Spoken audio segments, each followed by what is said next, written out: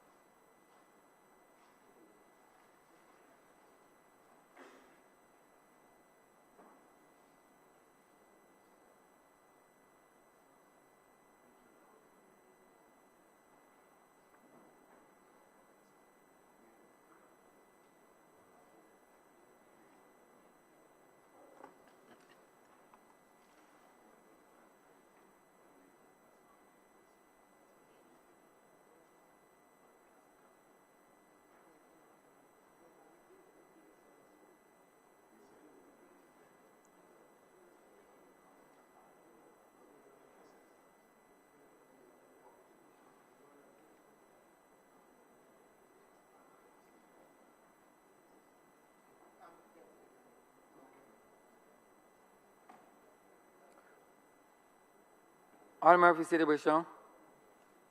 Mr. Speaker, I am commanded to lay the Health Services Communicable and Notifiable Diseases Amendment Regulations 2020. Second that, sir.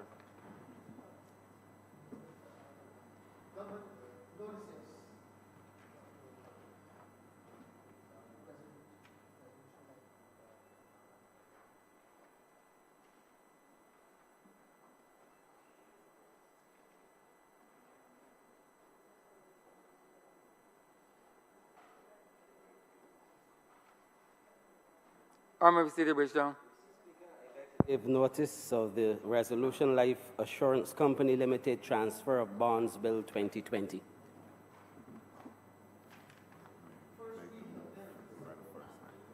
Mr. Speaker, I beg to move that the bill be read the first time. Second that, sir. The question is that the aforementioned bill be read here first time. All those honourable members in favour, please say aye. Those against, please say no. We think the ayes have it.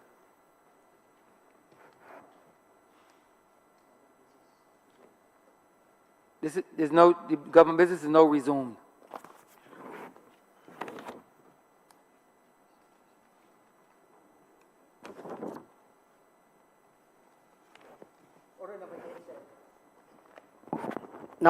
Order number 8, sir. In the name of the Honourable Prime Minister, to move the second reading of the Caribbean Community Movement of Skilled Nationals Amendment Bill 2019. Honourable Prime Minister. Thank you very much, Mr. Speaker, sir. I rise for what really is a simple matter, and that is to make amendments to the Caribbean Community Movement of Skilled Nationals Act, Chapter 186A, which will bring us in line with decisions taken by the heads of government over a period of time. As you know, the revised Treaty of Chaguaramas would have established that, or would have provided for certain rights to be accorded to Caribbean nationals. The right to move capital, the right of establishment, and the right to freedom of movement for certain categories of workers. This has been at play for many years now. We are accustomed to the media workers, the creatives, the journalists, the sportsmen, persons with degrees, etc.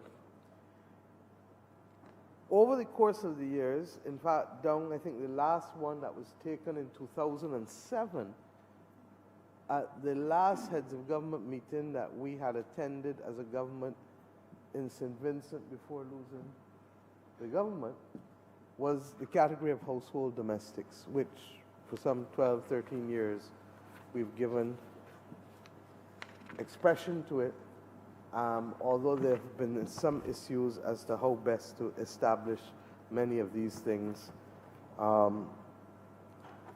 reason of the qualifications that we have. Nurses, teachers. In recent years, we added agricultural workers and security guards since I have certainly been at the heads of government meetings. And each country is obligated under the Caribbean Community Act to recognize that the decisions of heads of government have the force of law. What we are doing simply is bringing this in line with the decisions taken by the heads of government that will now see agricultural workers and security guards that have been certified as such by an authorized agency or competent authority being able to move under this piece of legislation and to be able to find work in any country that is signatory to the revised Treaty of Chaguaramas for the CARICOM single market and single economy. As you know, Bahamas, for example, is not signatory and not a part of the single market, but from Belize in the west to Barbados in the east, from Jamaica in the north to Guyana and Suriname in the south, all of us are subscribing to the CARICOM single market and single economy. Excuse me. The bill that is before us, Mr. Speaker, defines very clearly what is meant by an agricultural worker, what is meant by an artisan. It sets out how a person can so prove that they are any of these persons, what is meant by an artist. In fact, I would recall that in the early days, there was much speculation as to who was an artist and who was not. And I think that the passage of time has shown us that this really has not been in any way abused by persons, and that we have literally given full expression to the intention of the heads of government with respect to the movement of these persons. What we have had is some difficulties in respective countries over the course of the years, but I think that in recent times there is a commitment on the part of most of us to be able to make this seamless and to give full expression to it. We have had further jurisprudential guidance in a manner that perhaps most Barbadians would not have liked to have seen with the Myrie case, but the bottom line is that the guidelines for how our borders are to be made open to these categories of persons have been given full expression by the judges of the Caribbean Court of Justice, who would have sat not as a final court of appeal of Barbados, but as a treaty interpretation court, as they are entitled to do under the revised Treaty of Chaguaramas, a court of original jurisdiction. In addition to this, we're using the opportunity just to clean up aspects of the functioning in the legislation and to define what is a community national, qualifying community, Caribbean community state, the provisional entry that is allowed also for the dependents of the person. A person who is moving under this invariably will not move without their spouse or their little children. And we make it very clear. And I'm happy that over the course of the last 18 months or so, we've been able to bring clarity to the protocol on contingent rights and to make it actionable on the part of us to allow for persons to be able to start to know what benefits they can get when they move from country to country. Mr. Speaker, sir, in addition, we make it absolutely clear that those provisions that would have existed before are still there, that nothing in this act shall be construed as conferring a right to enter or remain in Barbados for a person who has otherwise than in accordance with this act or where applicable the Immigration Act that may have had a deportation order made against them. So that in all things that we are doing, the reality is that the country still has the right to protect itself against persons who would have previously been the subject of a deportation order for any particular serious purpose, because people are not deported whimsically. And equally, under the treaty, the country has the right, as well as under this legislation, to take protective action where necessary to protect our borders. And usually this relates to national security more often than not, but on occasion it will be public health. So that let us be clear that the public purpose for which we are seeking these amendments do not in any way compromise the integrity of our sovereignty or our borders, but that it simply allows us to be able to ensure that we can have greater economic activity to the benefit of the people of Barbados and indeed to the people, the pockets of the people of this country and the tax coffers. I say so conscious that sometimes you have to go through an experience to learn. And regrettably, there is a period in this country's history where the phrase, ever so welcome, wait for a call, will come to characterize not the better angels of our nature, but perhaps aspects of our country's history that we would rather not remember fondly.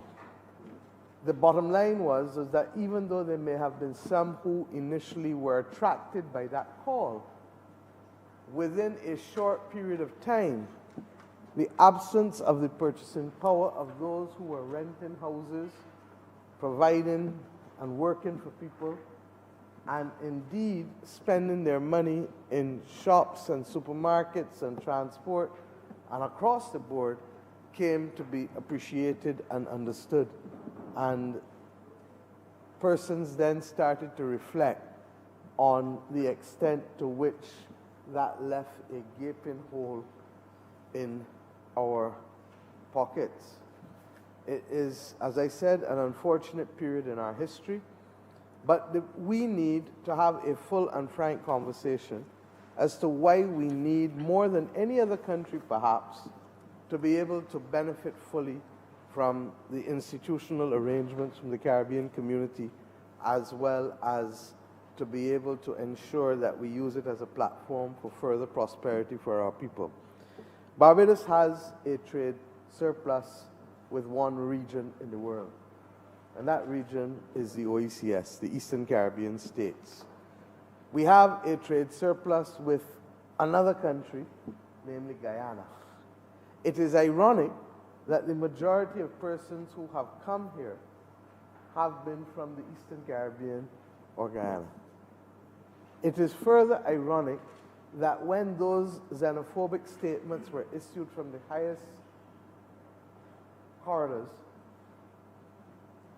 it neglected the fact that our economic stability is inextricably linked to that of our neighbors. The Eastern Caribbean states, as I said, and Guyana. And if we add to that the reality that Trinidad is the country from which the second or third, depending on the year in which you look at it, second or third largest source of investment into Barbados comes from, then we begin to understand that it is even more complex than just looking at who has a trade surplus with whom. And then when we add to that, that 1 in every 5 tourists coming to Barbados, 1 in every 5 visitors coming to Barbados comes from the Caribbean community, we begin to understand why the and perhaps I do it even more so, why the political party which I lead has as one of its constitutional objectives, one of the objectives in its constitution, the pursuit of regional integration. We cannot survive only on the basis of the 280,000 people that live here. We don't have enough economic activity going on our own, nor do we have sufficient trading relationships outside of the community to ignore that which we must rely upon within the region. And this is nothing new. This existed even before the times of independence. Barbados has traditionally been one of the greatest exporters of skills to the Caribbean community. You go in any Caribbean country and you find out that the people who are there, as I did recently in Trinidad and Guyana, the majority of Afro-Trinidadians and Afro-Guyanese have relationships or family in this country. And that is largely because if you go back to the post-emancipation period, many of Barbados had a higher density of population and of skilled workers, regrettably, from circumstances we would want to abhor. But we had it nevertheless. And once there was emancipation, what started to happen was an exodus of some of the skilled workers who particularly did not want to remain in Barbados because of the located laborers legislation, which would have forced them to deliver their labor to the plantation owner on whose land they were living. Some went to the rabland on the beaches, which for the plantation owners had no value, ironically, until the 20th century came, and some left Barbados. We then saw them emerge, not just as sugar factory workers, but with the passage of time. We know the history that we were the largest contributor of workers to Panama, to the building of the canal. Professor Velma Newton has written that story very well in her book, The Silver Men. We saw them go as preachers throughout the region, both in terms of the then Church of England, but also the Moravian, the Methodists, and other preachers of different denominations, perhaps less so the Catholic Church. And we saw them move also as teachers and as public servants. And indeed, Barbadians occupied a number of posts throughout the region in the regional colonial service. There are some who regret and say that perhaps that the levels of movement were easiest in those days before, fortunately, our heads of government signed at Grand Anse the intention to be able to create this single market and single economy, for which the Prime Minister of Barbados will always have lead responsibility in the quasi-cabinet or has had lead responsibility in the quasi-cabinet since 1989 when it was first settled there. So that, believe you me, our history is inextricably linked with movement and movement within this region. At the same time, Mr. Speaker, I am awaiting the report of the National Population Commission because I am mindful, particularly so as I sit in the Ministry of Finance and Economic Affairs as well, that part and parcel of the difficulty of the region is having sufficient people who are capable of generating the production that is needed in order for our economies to grow at the rates and at the levels that we need to see it grow.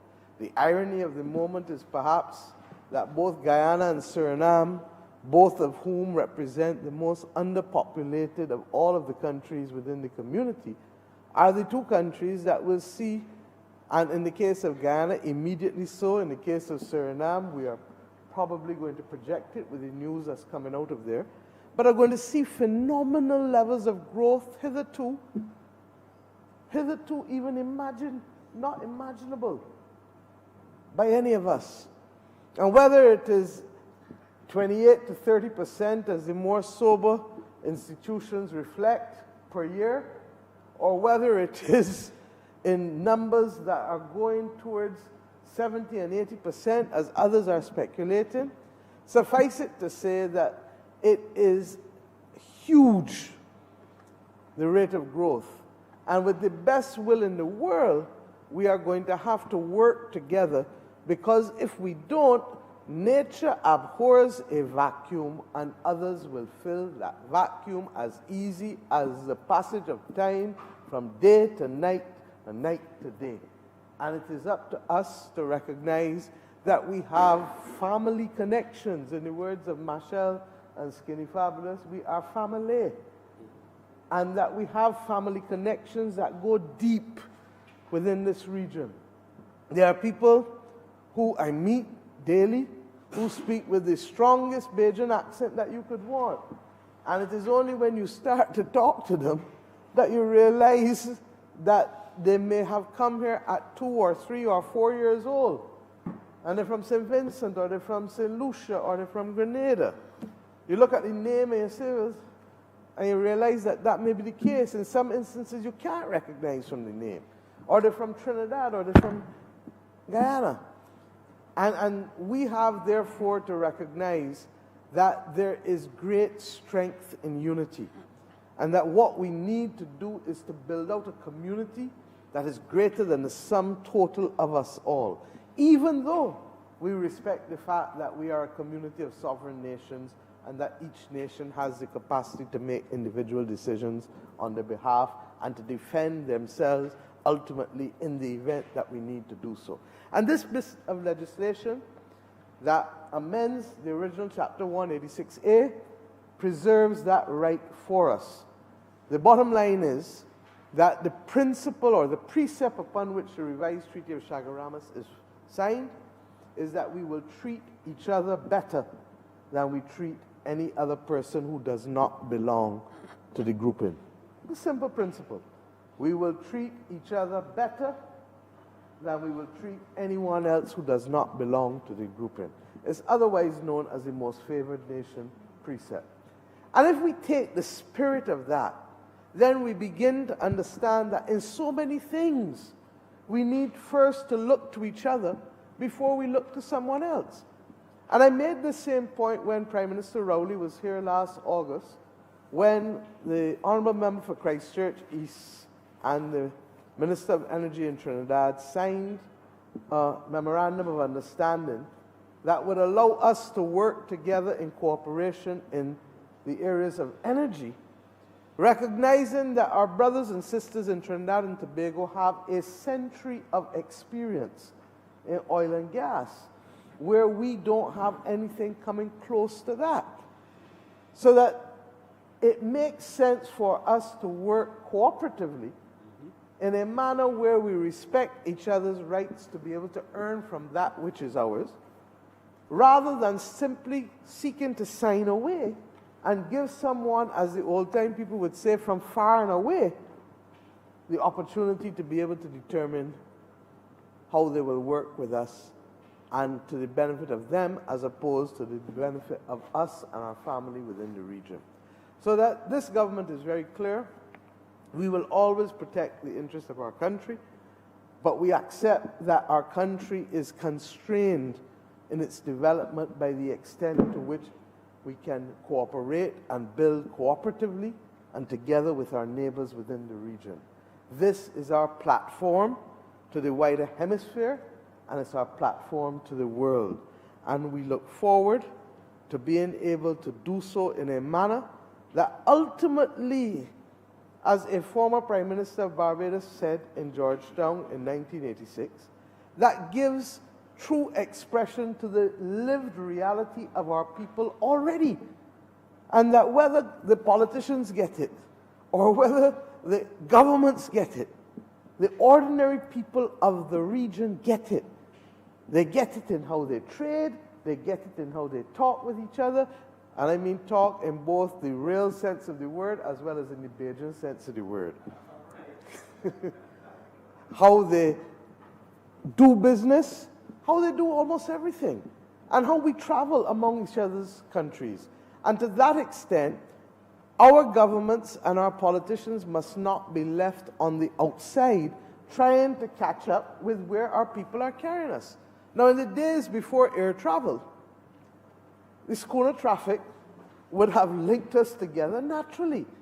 And it is only in the post-1950s period, perhaps, that we started to become, and in the post-independence period even more so, that we started to become a little more inward-looking, and that the pursuit of patriotism may have dulled to some extent the enthusiasm for the regional project.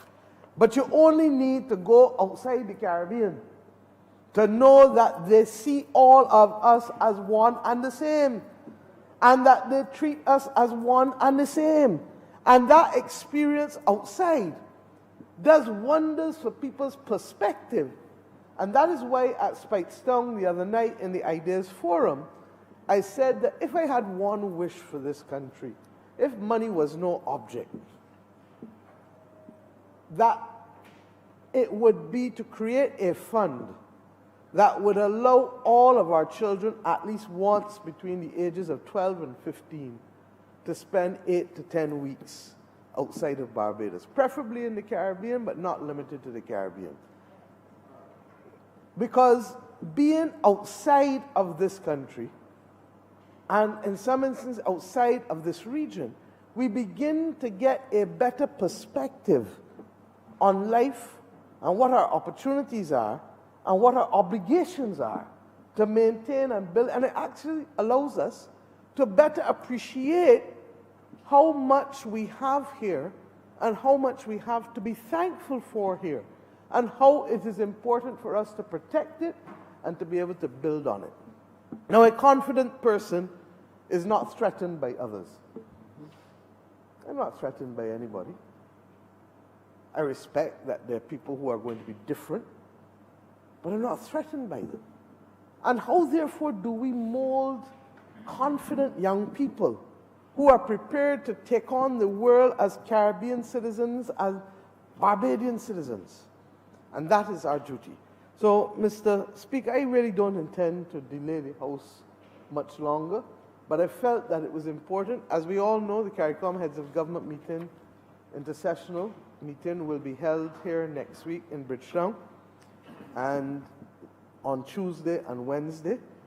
And we want to ensure that as we host our colleagues from the region, our family from the region, that we are in a position of having dotted every I and crossed every T with respect to the legal obligations at law in the Act, although the Attorney General will probably tell you that they already have the force of law, given that they are decisions of the heads of government. And therefore, today's exercise is really more about tidying up to ensure that people don't have to go through the arduous exercise of writing the heads of government, the CARICOM Secretariat, for copies of the heads of government decision, and being able, as you know, Mr. Speaker, in most matters where you have cases, the burden is really how do you prove that which you need to prove. By us putting this in the law, it makes it clear what the obligations of the state are and how we shall treat to it.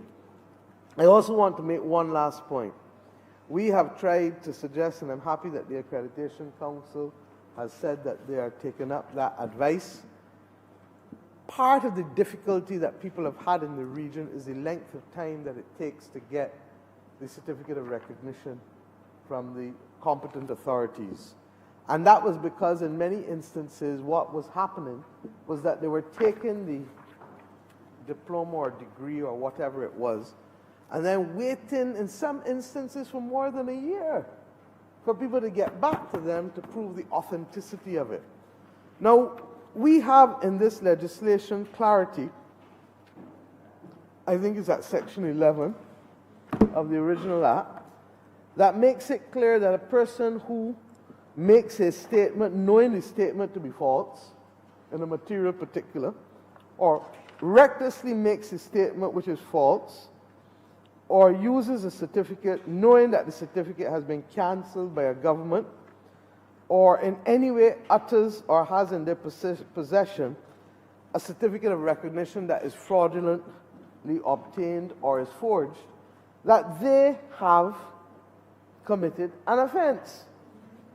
And one of the things that we have said to this accreditation council is to introduce a document that allows the applicant to swear that what they are attesting to and what they are presenting is true and not in any way false, either by omission or commission in any respect whatsoever.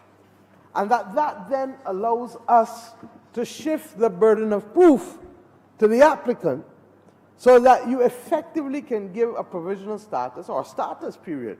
But if you find out down the line that the person has lied, you are in a position then to easily take action against that person. And I did this against the background, as I said, at the Montego Bay conference in 2018, July, that the majority, by far the majority of applicants are honest, so that we would be making, and we have been making people pay for the one or two. And in this case, I think they had less, they did not even reach double digit out of over 10,000 applications over the course of the 10 or 15 years or however long it's been going on. So we must never govern only for the aberration. We must be conscious of the aberration. We must be prepared and capable of resolving the problems that occur from the aberration. But if we govern for the aberration, we penalize more the majority of the population from what they must otherwise anticipate legitimately as their right under the laws and the rules of the country. And it is against this background, therefore, that we have used a legal mechanism, the creation of the offenses previously, and the shifting of the burden of proof, and the swearing of the declaration to be able to allow us to ensure that we do not hamper or hinder the majority of the population as they seek to go about their natural business as we go forward. Who is this for? This is for ordinary people. This is for agricultural workers. This is for security guards. This is for domestics. This is for artisans. This is for artists. I have maintained, Mr. Speaker, that the large companies of the region will always establish in other countries of the region, and they didn't need the single market and the single economy to be able to do so, because they have the depth of pockets, they have the depth in their treasuries to be able to incur the costs of lawyers like yourself and others to be able to establish themselves in each jurisdiction. I see you are smiling, sir. I'm not so fortunate, Madam Prime Minister. That's because you are more fortunate in the business of what my grandfather used to call everyday money.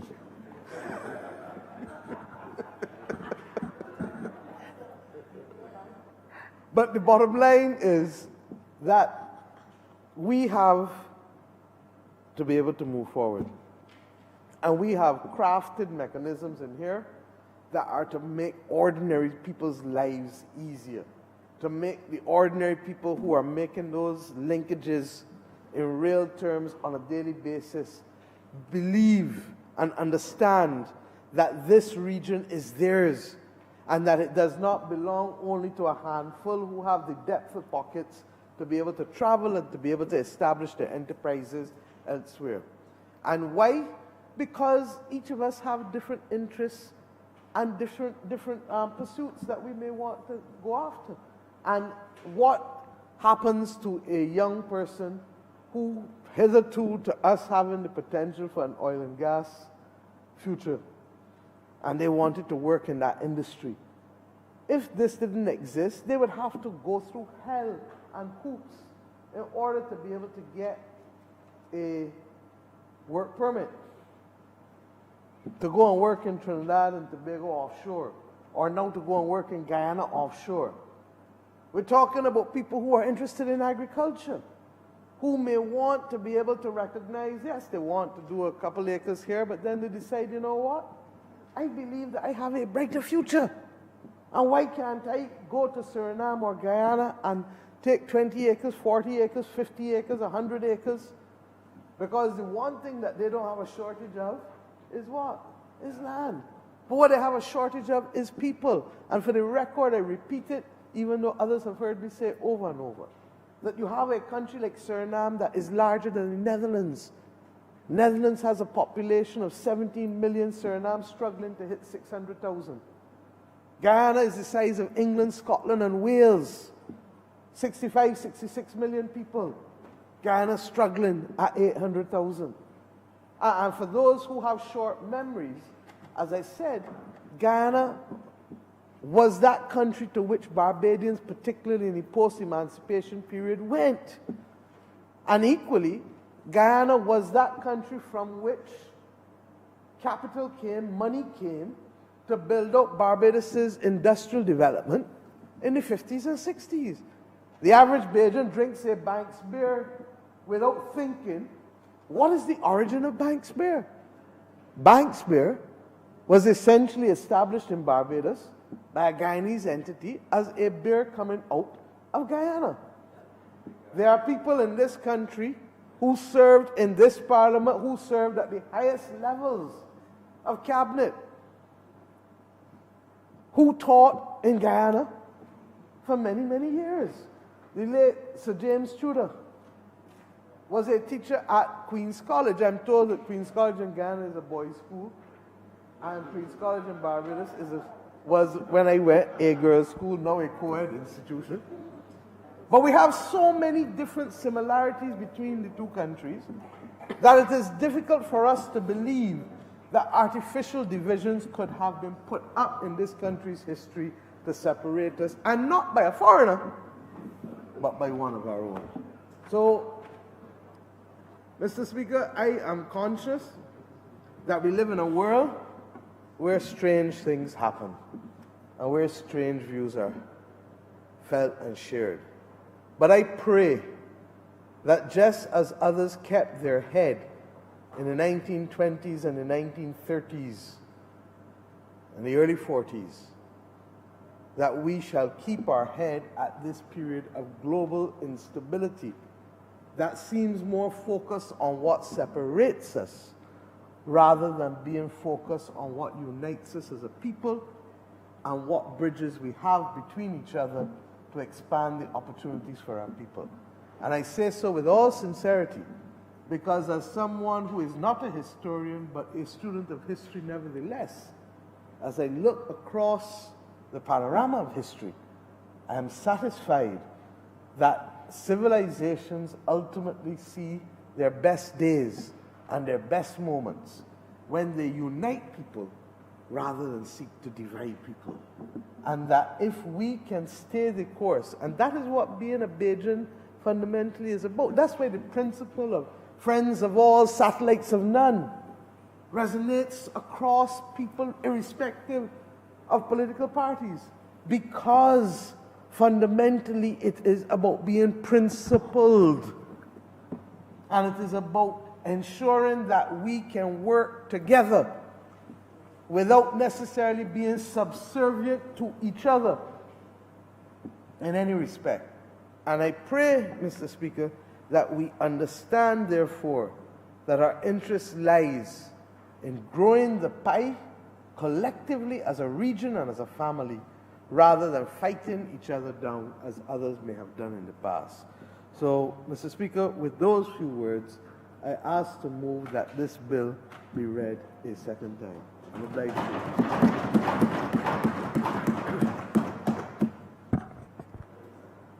Honourable Member for St. Peter. Thank you very much, Mr. Speaker. I rise to support this amendment to the Act as indicated by the Honourable Member for St. Michael North East, who spoke to and led debate in this bill before. I want to begin by saying, Mr. Speaker, that for those of sober mind, the future of our country, the future of Barbados, is located in our relationship with CARICOM. Our future lies, if it is going to be a good future, our future lies as we cooperate and collaborate with our neighbors in CARICOM. This was recognized very early on by that right excellent gentleman who founded this great political institution. And sometimes there are those who are mischievous. Sometimes there are those who are ignorant. And then sometimes there are those who are political. And quite frequently, there's a combination of all three, who seek to represent this party as opposing independence, not recognizing that this party was not opposed to independence, but recognized that viability dictated that we should have a significant amount of collaboration. It is not surprising, therefore, that people in that group who seek to mislead others would make statements like, ever so welcome, wait for a call, a manifestation of the ignorance that I spoke to a little bit earlier. And maybe we should feel sorry for such people, but I believe that these sessions are times when we share with wider Barbados and where we seek to enlighten, where we believe that enlightenment is required. And so I want to reiterate that this Barbados Labour Party is a government that understands that it is a sovereign, that we lead and manage a sovereign state, but that our future is bound up with the future of the Caribbean community of which we are a part. And so, Mr. Speaker, as a party, we do not play the politics that speak to division, going on your own, while recognizing in the back of your head that you need to work with the others, and then end up being one of those who drive the collaboration. That has happened in our past. I'm not going to elaborate on what I was just trying to say, because I do not want to diminish the work of any who have gone before. But I think we have to be honest as leaders, we have to be honest as political leaders, and where we recognize that in spite of our views on our own, sometimes we will say our own manhood, we want to be independent, we want to be adults, we have to recognize that this world and how the world operates really speaks to interdependence. It speaks to interdependence. And so I, like the Prime Minister, am a part of an institution where in its constitution, its foundational principles, we speak to work to build a Caribbean community, recognizing that we are a part of that community. As we seek to build out Barbados, Mr. Speaker, and to develop the country, we've actually had potential investors say to us that they're concerned that when our development plans are in full swing, we will not have the requisite skills in the volumes that are required to execute the programs and the projects that are on the table. And I say that, and they say that, against the background that the economy is going in the right direction. Confidence is returning to this country after a decade of mismanagement. Some add to that corruption. But post that decade, we see that return of confidence and that desire of investors to come back to the table with both hands atop the table no hands under the table, and to participate with us in the work of building out our society and building out our infrastructure, getting involved with projects. They have expressed the concern that we may not have the skills in the quantum that they require. And so, Mr. Speaker, who do we turn to add to those skills? Xenophobic people will not understanding economic development, not understanding social realities, will give the impression that procreation is the way to build the skill set in the quantum that we need. Now, that build-out happens in 9-month periods, and you can only have one 9 month after another 9 months. You don't start a second within the 9-month period. It is as silly as it sounds if we're talking about economic development. Who do we turn to? As a government, Mr. Speaker, we believe that we turn to our brothers and our sisters. We turn to those who came across the Middle Passage on the same ships that we came across, and I speak to our ancestors. We believe that those who have suffered with us, those who have struggled with us, those who have overcome with us, are the best people to partner with as we seek to build out not just our country, but as we seek to build out a region. And Mr. Speaker, I want to say to the country that there are forces at work to destabilize us as individual countries, but also to destabilize our regional project. And I want to admonish all Barbadians to use a term that we use in people management circles,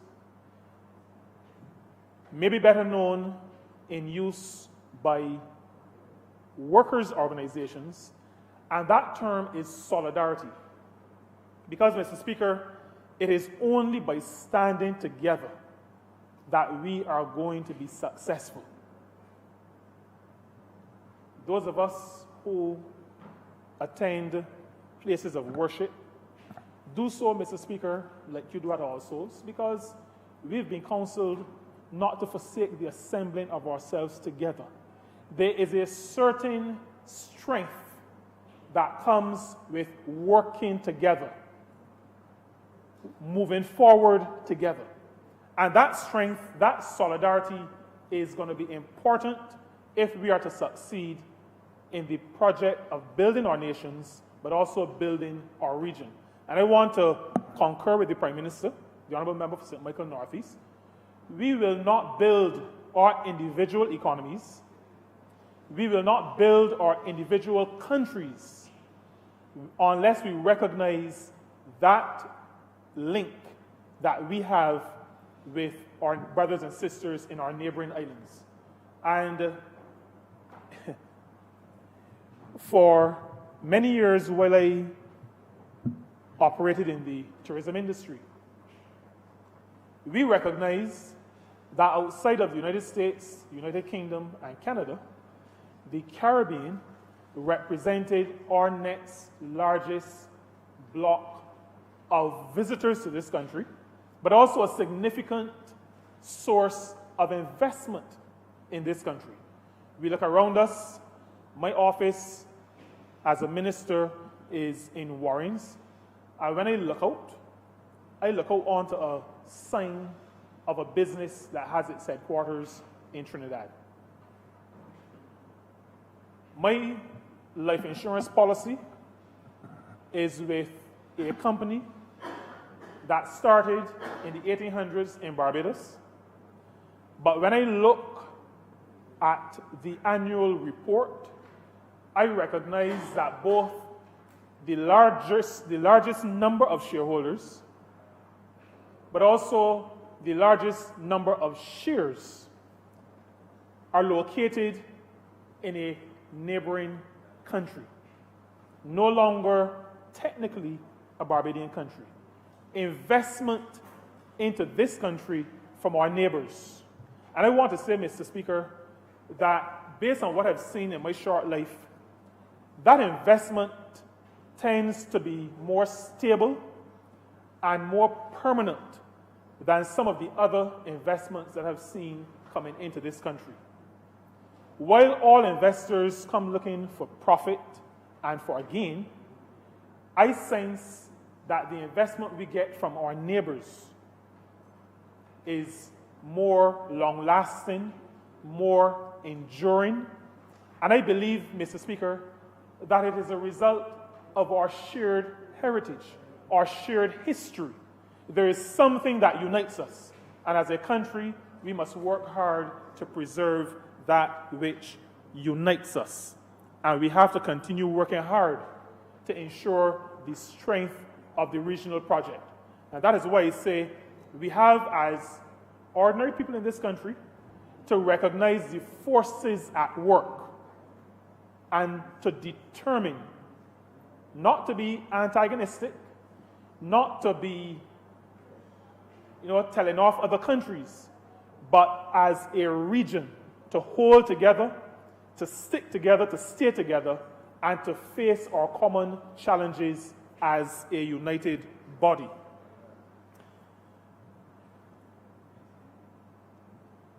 The freedom of movement that already exists in our CARICOM region, governed by the revised treaty, speaks to persons being able to come into the country and stay for a period of time. But it also speaks, and this is the act that we are making some amendments to, that we seek to make some amendments to today. It speaks to the categories of persons who are able not just to, and I think this is a point that needs to be made, the last government, or those who masqueraded as the last government, xenophobic, as I said, through their words, their actions, and by actions I mean sending immigration officers to people's houses at 4 o'clock in the morning. It is for a human being, if nasty was a word that you would accept, I would have used it. But it is so inhumane to do that to human beings. I'm not even sure that is done to criminals, but to do that to human beings. But anyway, Mr. Speaker, we had a situation where a government encouraged a xenophobia, a fear in the society. And I want to say, and I will say, that the movement that we are talking about is not willy-nilly movement. It is not the movement of people we may call refugees. We are talking about the movement of skilled CARICOM nationals. So it is not a free-for-all. And I say that because there is sometimes in the public space, maybe sometimes at the top of Broad Street or further down Swan Street, where people believe that these pieces of legislation allow for Barbados to be overrun. And we have to make the point that those who have worked through and detailed and documented what we are speaking to today recognize that we are sovereign states and we have certain responsibilities to our nations, to our individual nation states. And so what we're speaking to are categories of workers who can't just come because they tell an immigration officer, I am a teacher or I'm a security officer. There has to be a demonstration of some skill and or qualification in the particular area that you claim to have the expertise in. And so when we talk about skilled nationals, we talk about persons presenting with degrees, people presenting with A-levels if they did it at Cambridge, or CAPE if they did it at CXC. We're talking about people who can present with NVQs if that is the qualification that they have. We are talking about persons in these areas of endeavor who have presented with CVQs if that is the area that they have done their qualification in. And so even, as a matter of fact, even household domestics, and I use the word even advisedly, but I understand that I live in a real world and I know how people think. So I say even household domestics have to present the proof of their qualification in the particular area, in that particular area of endeavor. And so, Mr. Speaker, I say to the country through you that what we do in terms of encouraging movement of workers in CARICOM and across CARICOM is not to say that we just open the floodgates that all may go in. We believe that we have put the safeguards in place. There is, as the Honourable Prime Minister spoke to, the presumption of yes, we put the burden of proof on that, on the person who has applied, but we know from the numbers that we see that a very small number of people try to take advantage of the facility and use less than honest means or documents to enter our country.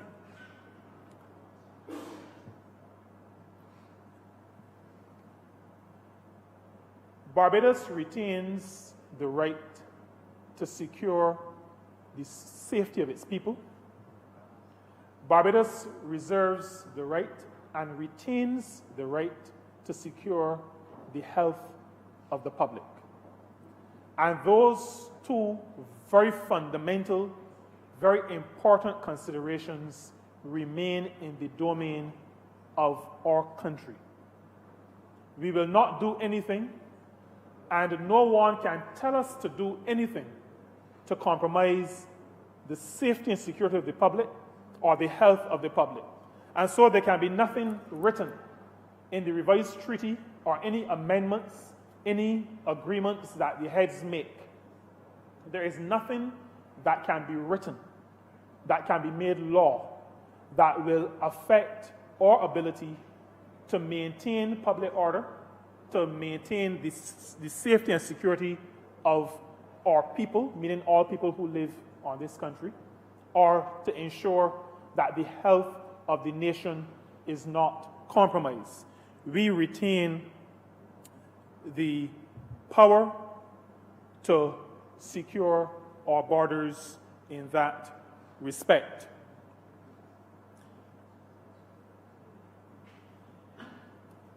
Barbadians, I think, should recognize, and we need to encourage Barbadians to recognize that just as people can come into Barbados, skilled people, or people can go out. And I think, like the Prime Minister said, one of the stories that is not told as frequently as it should be told relates to the number of Barbadians who are finding work across the Eastern Caribbean. I was in a hotel in St. Lucia, only to find out, you know, when you're in these spaces, you're in a restaurant outside of Barbados and you hear a Bajan accent, your head immediately turns to where the voice is coming from. To find out that at breakfast, close to where I was sitting on that morning, the gentleman who fixes all the dryers and washers in that hotel was sitting there.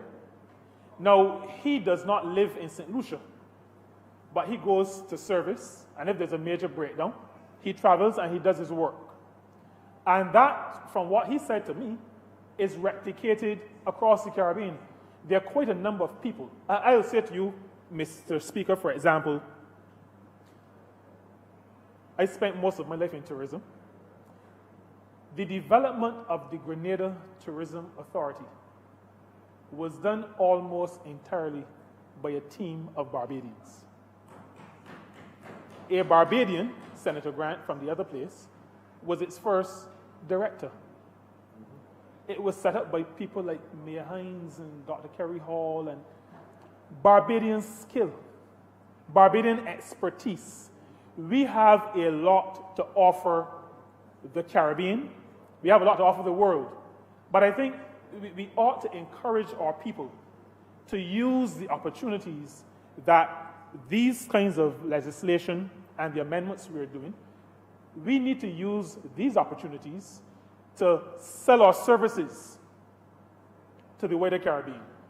We can do a lot to build up the Caribbean.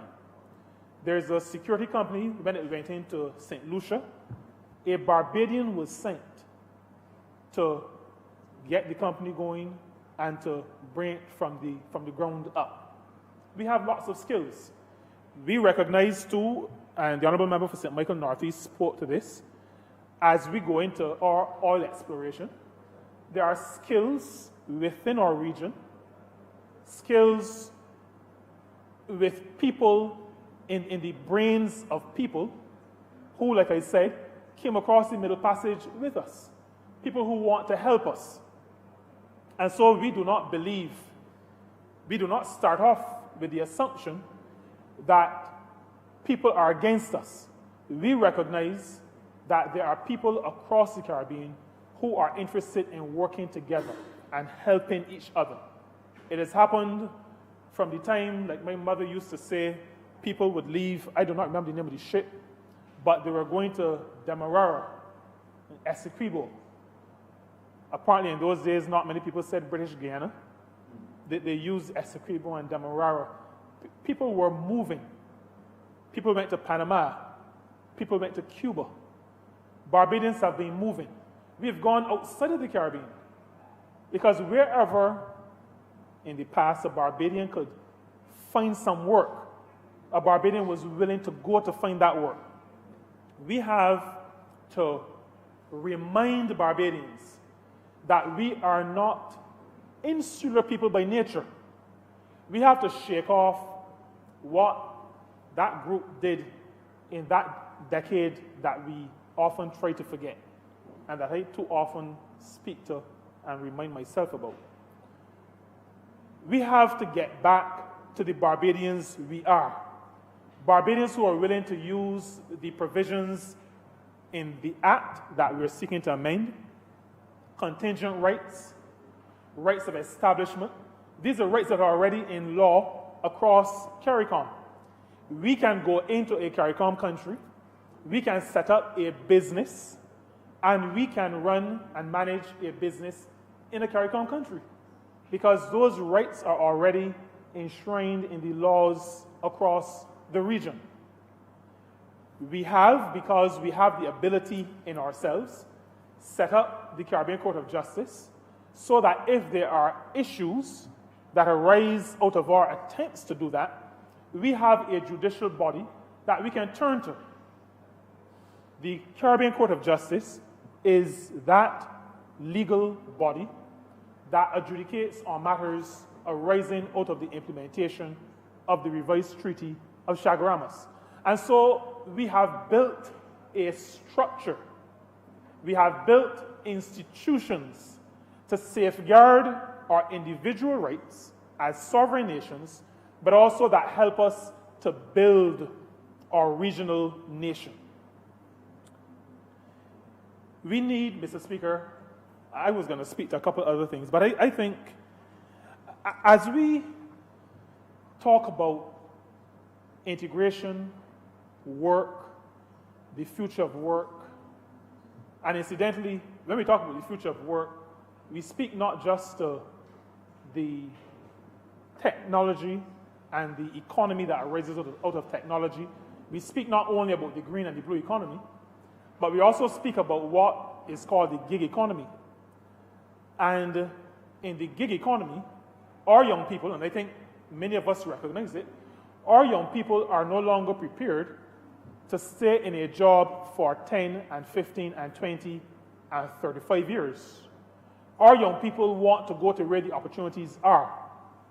Our young people, I think, Mr. Speaker, maybe as opposed to us, will be the ones who will take advantage of this legislation and these amendments to spread their wings, to go out, to go after the opportunities that are out there, and to earn for themselves, earn for their country, but develop our region. I want, in that regard, just to issue a little bit of a caution. The gig economy and the moving across borders to establish and to work has implications for social security. And I speak to social security not so much from the perspective of our national insurance scheme, but from the protection of the worker. I think we have to give some more thought to how we will put the systems in place that will allow for workers who take up opportunities outside of Barbados to contribute. There's already a mechanism because there are those who work in the external programs, those who work in Canada on farms, those who work in Canada in hotels, and we are soon, we're in the interviewing process for determining, well, for starting a program in the United Kingdom. We've had representatives from the company already down in Barbados, and they have started interviewing persons who, well, started looking at persons from our pool who may be interested in working in agriculture in the United Kingdom, in England in particular.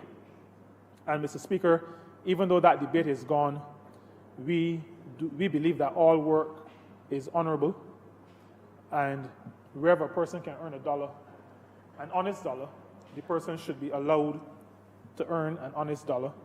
So we do not look down on agricultural work.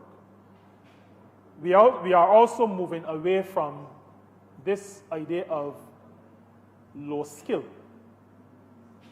It may be low wage, but every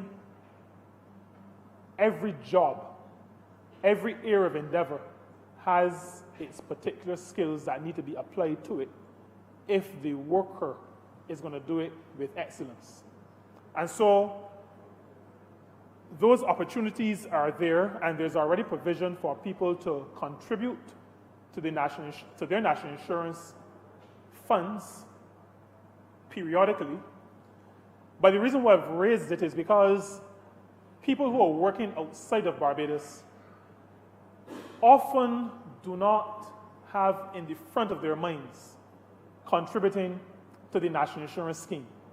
And I am calling on workers in the external programs, because many of them are on the island at this point, going out a little later in the winter as we go into spring, what in the northern hemisphere we call spring.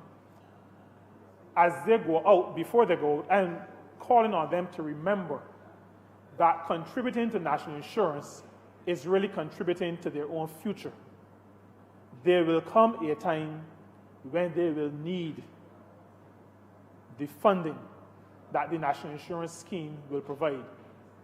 And as I speak to those in the external worker programs, I also speak to those who will take advantage of the opportunities offered by the free movement of skilled CARICOM nationals, and say to them, as you take up jobs outside of Barbados, remember to contribute to your social security, remember to contribute to your future, so that when that time comes, because unless you die early, that time will come.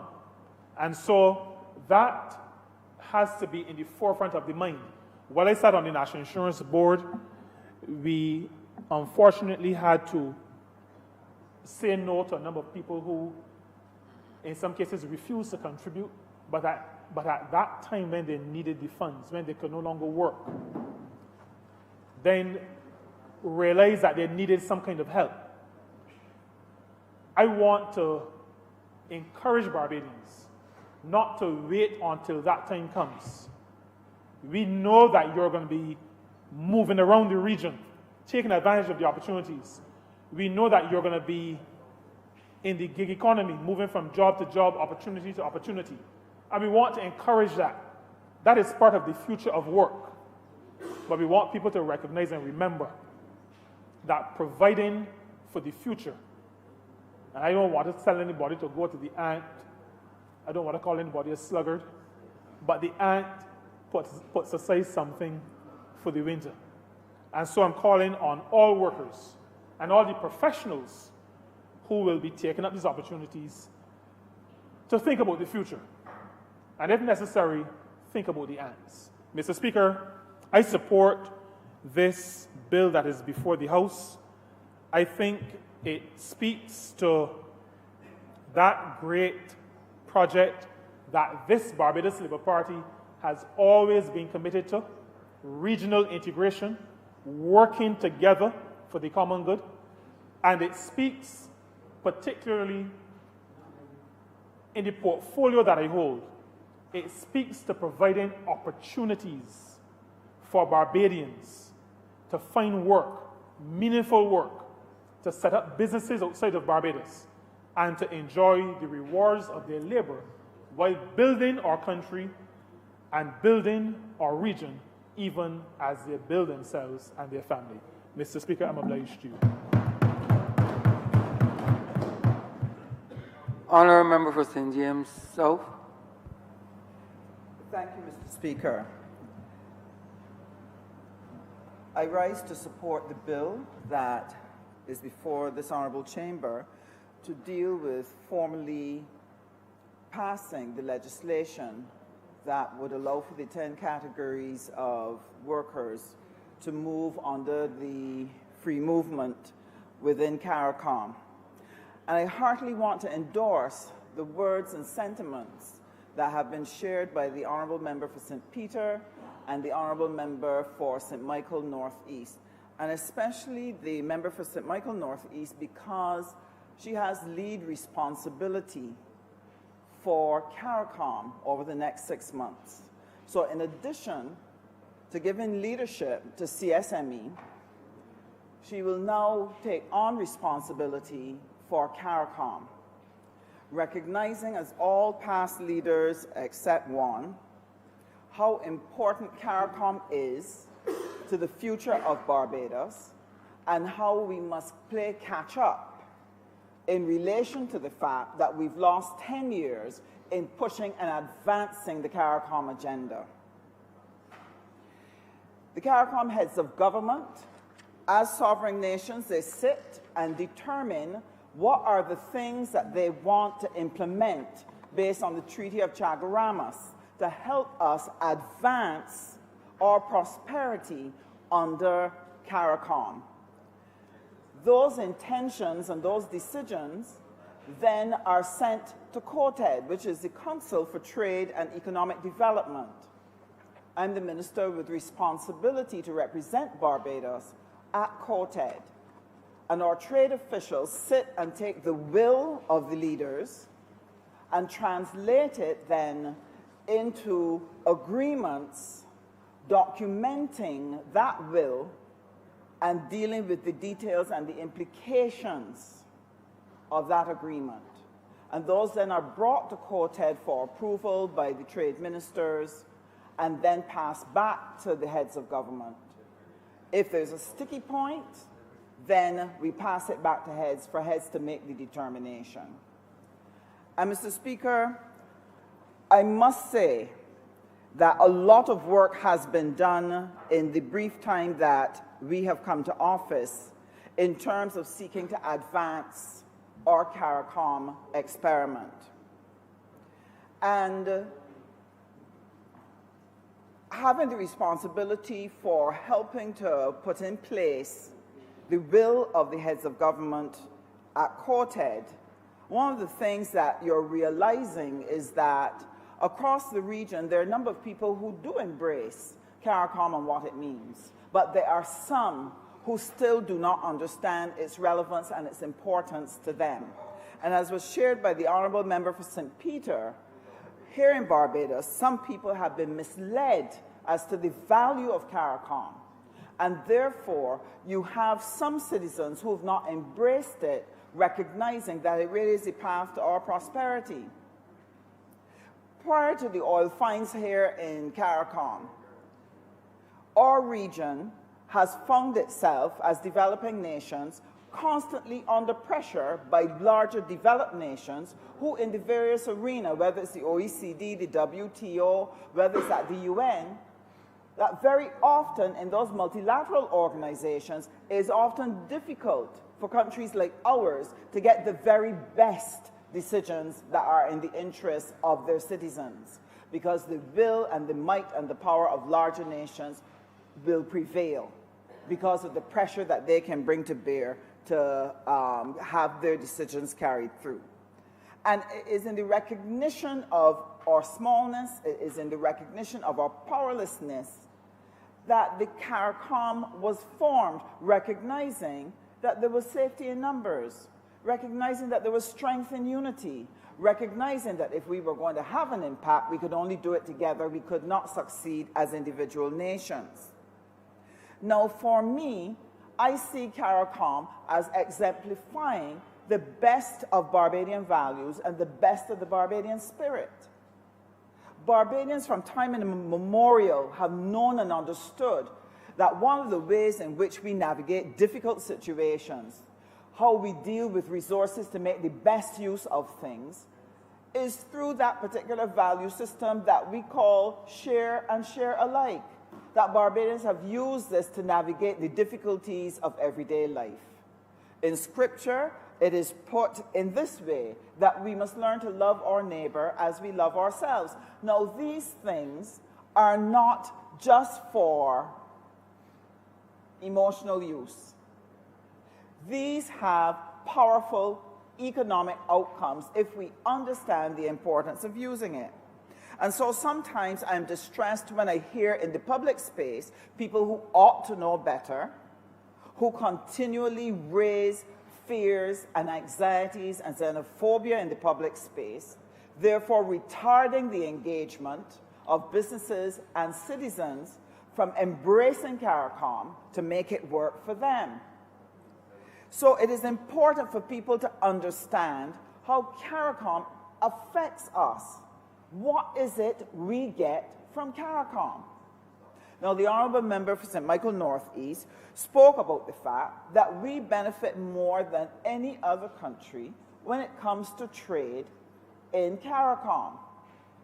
Barbados has been able, our CARICOM trade, Barbados is able to earn $300 million in trade every year for our businesses here in Barbados. And why are we able to do that?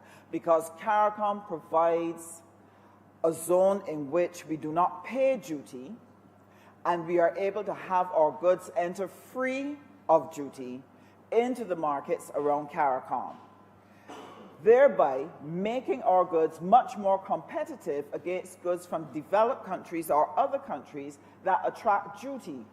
So Barbados is able to sell more of its goods because CARICOM exists.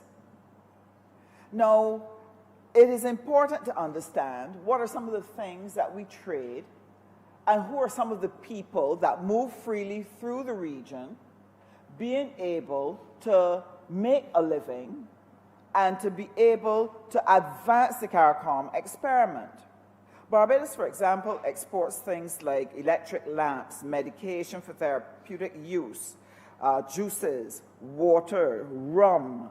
We're able to export soybean oil, margarine, petroleum bitumen, cement, printed paper, household insecticides, plastic bottles, etc., wheat flour. And the implication of this is that you have a number of companies within Barbados that benefit significantly from our being able to trade our goods within the CARICOM space. You're talking about Robertson, Berger and Harris, Asphalt, Oran, you're talking about Caribbean Label Craft, Barbados Mills, Arawak Cement, a whole host of businesses. So the jobs of everyday Barbadians are dependent on that CARICOM trade. And if we did not have that agreement to have a common external tariff, to create a duty-free zone for our goods, we would not be able to keep those jobs available for Barbadians. But it does not end there. And this is where the ability to move is so important. Before I touch on the issue of the free movement, there's also, in terms of services, tourism, CARICOM tourism, is very important to Barbados because it's the third highest market for Barbadian tourism products. 110,000 CARICOM tourists came to Barbados in 2019. It represents 16% of the tourism in Barbados. We are the second highest earner of CARICOM tourism because we have 6% of the tourism pie. We are actually 1% behind Guyana. And the reason why we are behind Guyana at this time is because of the oil find in Guyana now has thousands of people from across the region pouring into Guyana.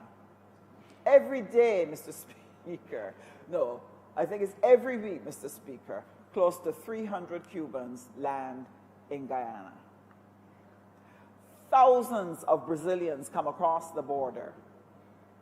Venezuelans, Haitians.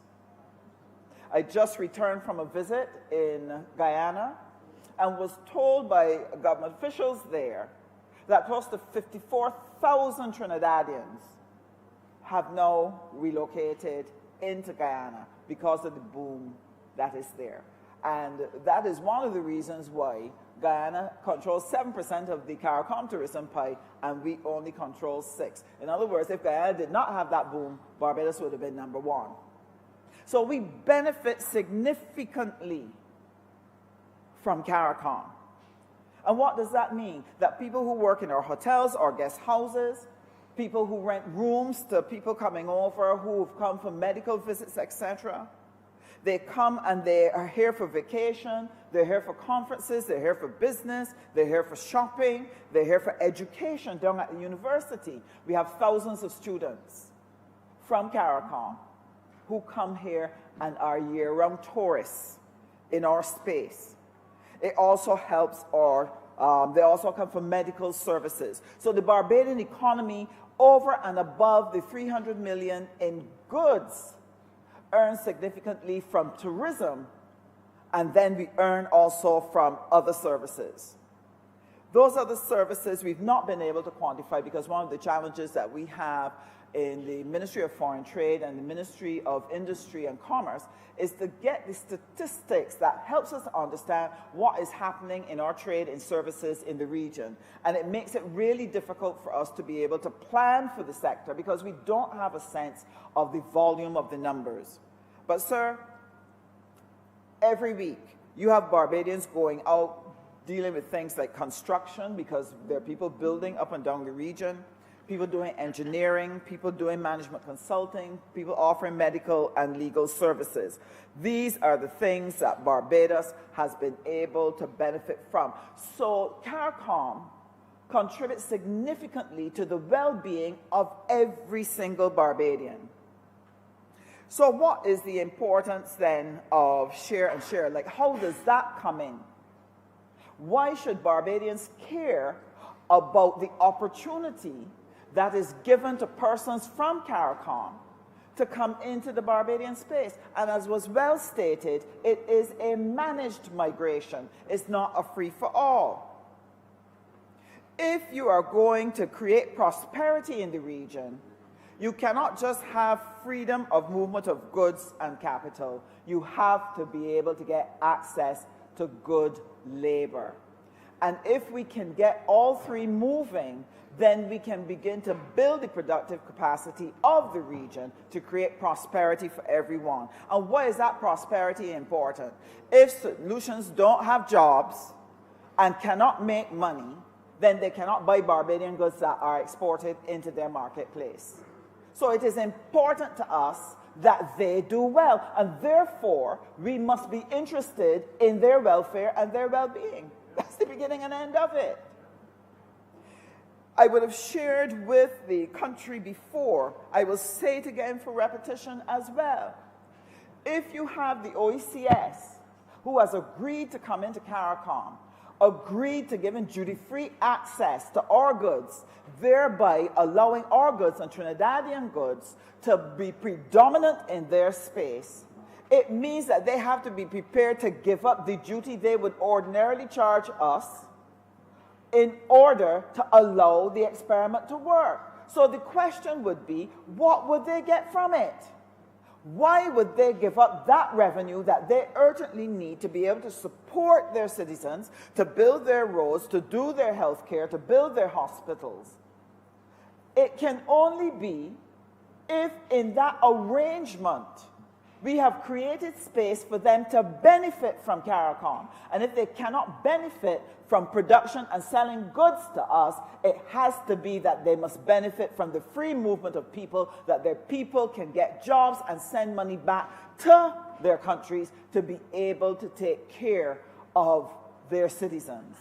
And it is important that that occurs, because if any one of those countries fall out, Dominica when it was hit by a hurricane, Barbados, you have Haiti that is under severe stress, political and economic stress. You are narrowing the market in which we can operate. So their best interest is our interest, and we must protect it. And we have to help the average Barbadian see that we must share and share alike, because their benefit is our benefit. And therefore, it is important that Barbadians embrace their values and be welcoming, be caring, be thoughtful in the way that others have been to us when we move to Panama, when we move to Guyana, when we go across the region, taking up big jobs. While the OECS has very talented people, and they populate our universities, our international organizations, our CARICOM organs, etc., the majority of people who move across the region from the OECS are the persons who are the skilled workers, the lower paid persons.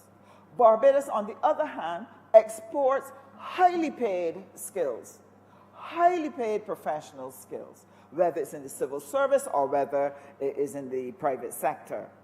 And so it is important for us to embrace and make the CARICOM space work. What is needed for it to work? Freedom of movement.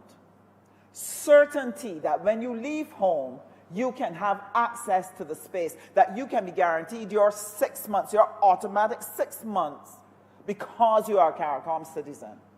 The right to establishment, to be able to come in and be able to set up a business in CARICOM, in any space. The right to be able to come and during your 6 months, if you find a job, to be able to be resident in Barbados, to be able to take up that job so that you can keep advancing your life. These are the things that are important. And what else must accompany it? The contingent rights. That if I move and come here as a university lecturer, if I come here as a mechanic, and I have brought my spouse, my partner, my children, I cannot be under pressure every day, every year, wondering if they'll be able to be allowed to stay. I must have the peace of mind that they too can have the opportunity to be resident here and be a part of the Barbadian space, and to have access to education, access to health care. Because after all, I am paying taxes like any Barbadian, and therefore I should be able to get some basic contingent rights so that I can be comfortable in my adopted home. And this is what we need to pursue, because if you do not adopt the position that we must share and share alike and understand the economic benefit that can be derived from our working together, I really have to commend the Honourable Member for St. Michael Northeast for the speech that she made in Trinidad, where she outlined to CARICOM and to Trinidad in particular, that if we are going to come into oil and we see that the explorations are bringing forth benefits, Guyana, billions of gallons of oil, Suriname, Barbados also has the potential for this. And if we can use the expertise of Trinidad to help us to avoid the pitfalls that other countries have fallen into, that we can use the bounty of the oil to be able to develop the entire region, we would have done good by our people, and we would have created a secure future. If we fail to do that, there will be others who will jump into the space. And Mr. Speaker, they are coming in by the droves. They are tumbling in by the hundreds. Canadians, Americans, Chinese, Norwegians, Scottish, the British. Sir, they are coming from every corner looking for the opportunities that are available in the oil-rich nations in this region. And so it is important that we work together as a region to help Guyana maximize the benefit of her oil industry and translate it into her wider economy so that the average Guyanese benefits from that bounty and that it doesn't just pass through and go out to another country and not develop Guyana. I believe strongly that this is Guyana's time. And therefore, if at no other time, this moment is a critical moment for us as CARICOM to rally together, to come together and begin to shape out our regional future in order to safeguard and make sure that we benefit from what is available here. Now, sir, there's a spirit going across the world, very nationalistic, very anti-immigrant, very hostile to multilateralism, hostile to a multilateral approach to trade and other matters. And sir, one of the phrases that has been used to describe some of that behavior, especially in relation to trade, for a long time, trade has been lopsided, where one party gains the bulk and the other party gains the crumbs and slowly loses even those crumbs. That approach is called beggar thy neighbor. Beggar thy neighbor. And beggar thy neighbor does not make sense for anyone. Because when you beggar your neighbor and you drive them into the ground where they are unable to benefit from the economic prosperity that is available, they will have a failed state. If they have a failed state, you'll have to move to another country and beggar them too, until you finally exhaust beggaring everybody. It is not good politics. It is not good economics. And it is not good behavior for us to advance our cause. So therefore, it is very important that we help the average Barbadian to understand that we are pursuing a policy of creating a single market and economy, creating a CARICOM that works for everyone, that the average Barbadian must be able to see a St. Lucian, a Vincentian, an Antiguan, a Guyanese, a Belizean, must see them as our brothers, see them as our sisters, recognize that we have a common history and that we also have a common destiny. And why is this important, sir? You see, if you do not see that, two things will happen. And it has already begun to happen, but we are trying to turn it around. Guyana announced that they had oil in 2015. That signal, when that went out, in no time at all the developed nations were moving. Every big oil company was on the move. And in Barbados, because we did not see the connection to us, we thought, that's nice. Oh, they get oil. Oh, wonderful. It never rung a bell across the nation that said to the political class who was in power at the time, or to the enterprises, that this was an opportunity they needed to get up and move. Didn't ring that bell. So when we came to office in 2018, it was to find that there was not a vigorous program in position to rally the region, CARICOM, around it, to work with and support Guyana so that it could benefit from its riches, nor was there a program of engagement where we could do joint initiatives to be able to build out enterprises so that we can build productive capacity across the region, that then the region could be powerful now in trading with other countries across the world, whether it's the EU, whether it's the United States, whether it's Asia, whether it is Africa. That was not the spirit that we found when we came.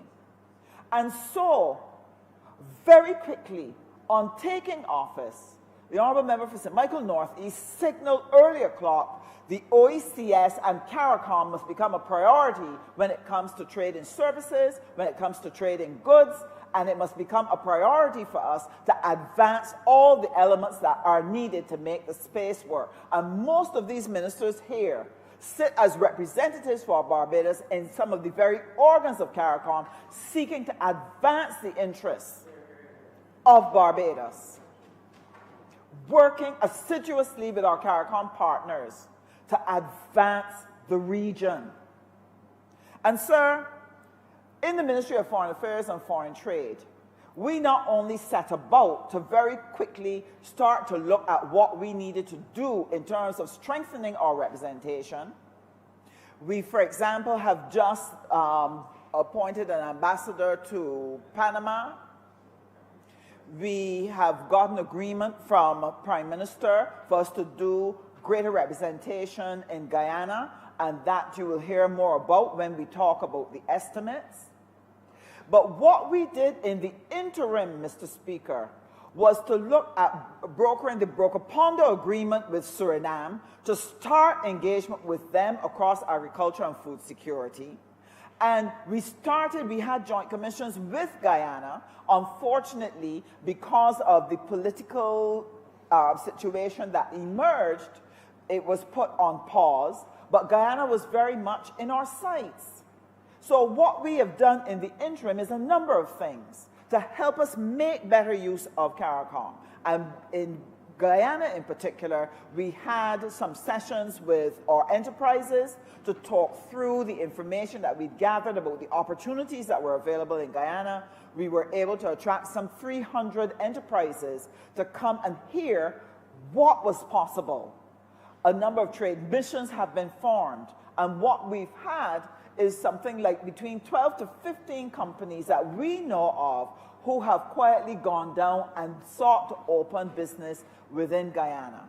We have a number of businesses that have gone to Suriname to be able to develop relationships, to look at trading with Suriname. So we are looking at what we can do to improve trade in goods and services in this region. Now, our last Quartet meeting, and we have to do a presentation to Cabinet on it, so I won't go into detail, but we were presented with the draft Regional Trade and Services Strategy and Implementation Program. This was started back in 2016, and they were now presenting to us the results of their research and their deliberation. And they have a good implementation, a 5-year implementation plan for how the region can make use of trade in services, not only within the region, but how together we can penetrate trade in services outside of the region. And they're looking at 7 subsectors. And we hope to have the opportunity to be able to present that information here so that you know that when the Honourable Member for St. Michael Northeast speaks about the government's program for investment, for trade, for economic growth, it is not only the inward investment that we're talking about in terms of the Bay Area, in terms of the various hotels that are going to come into this space to help us develop the 4,000 jobs that will come from those particular investments. It is also about building the trade within CARICOM, looking at what we're going to do. The heads of government are going to look at what needs to be done to create a financing mechanism to make finances available for investment into the region. And we have to mobilize our private sector now to take advantage of these things so that we can begin to effectively use the space and let the bounty that God has given this region be converted into economic prosperity for people at the top, at the middle, and more importantly, the people at the bottom, so that Caribbean citizens can dream, that our children can have a hope, that they do not have to pitch low, but they can aim high, that they can chart a path and recognize there is nothing in this world that they cannot set their sights on, pursue, and not obtain. They know they can do it because they have a country that is prosperous, that can provide them with good health care, good education, is able to give them the necessary support that they can go out and do their business and know that they have a country that is backing them and able to assist them and applauding them as they go onto the global stage and take hold of that which is theirs. Mr. Speaker, I cannot tell you how happy and honored I am to be in this moment when there is so much promise in the region. And I want to say, as did my colleague from St. Peter, that Barbadians need to engage. Do not depart from your moorings. Recognize that we are one people, that we share and share alike, that unity is our strength, and that we have to sit together and be able to work through what we need to do, whether it's joint initiatives, whether it is taking our services and carrying them across the breadth of CARICOM. Whatever it is we need to do, we need to make sure we galvanize and make sure that this region becomes very prosperous. Mr. Speaker, I'm very much obliged to you, and I look forward to having many more opportunities to come and share on the progress that we are making in CARICOM for CARICOM citizens. I'm obliged. Honourable Member for St. Michael West. Thank you, Mr. Speaker. I shall endeavor to be relatively brief and to speak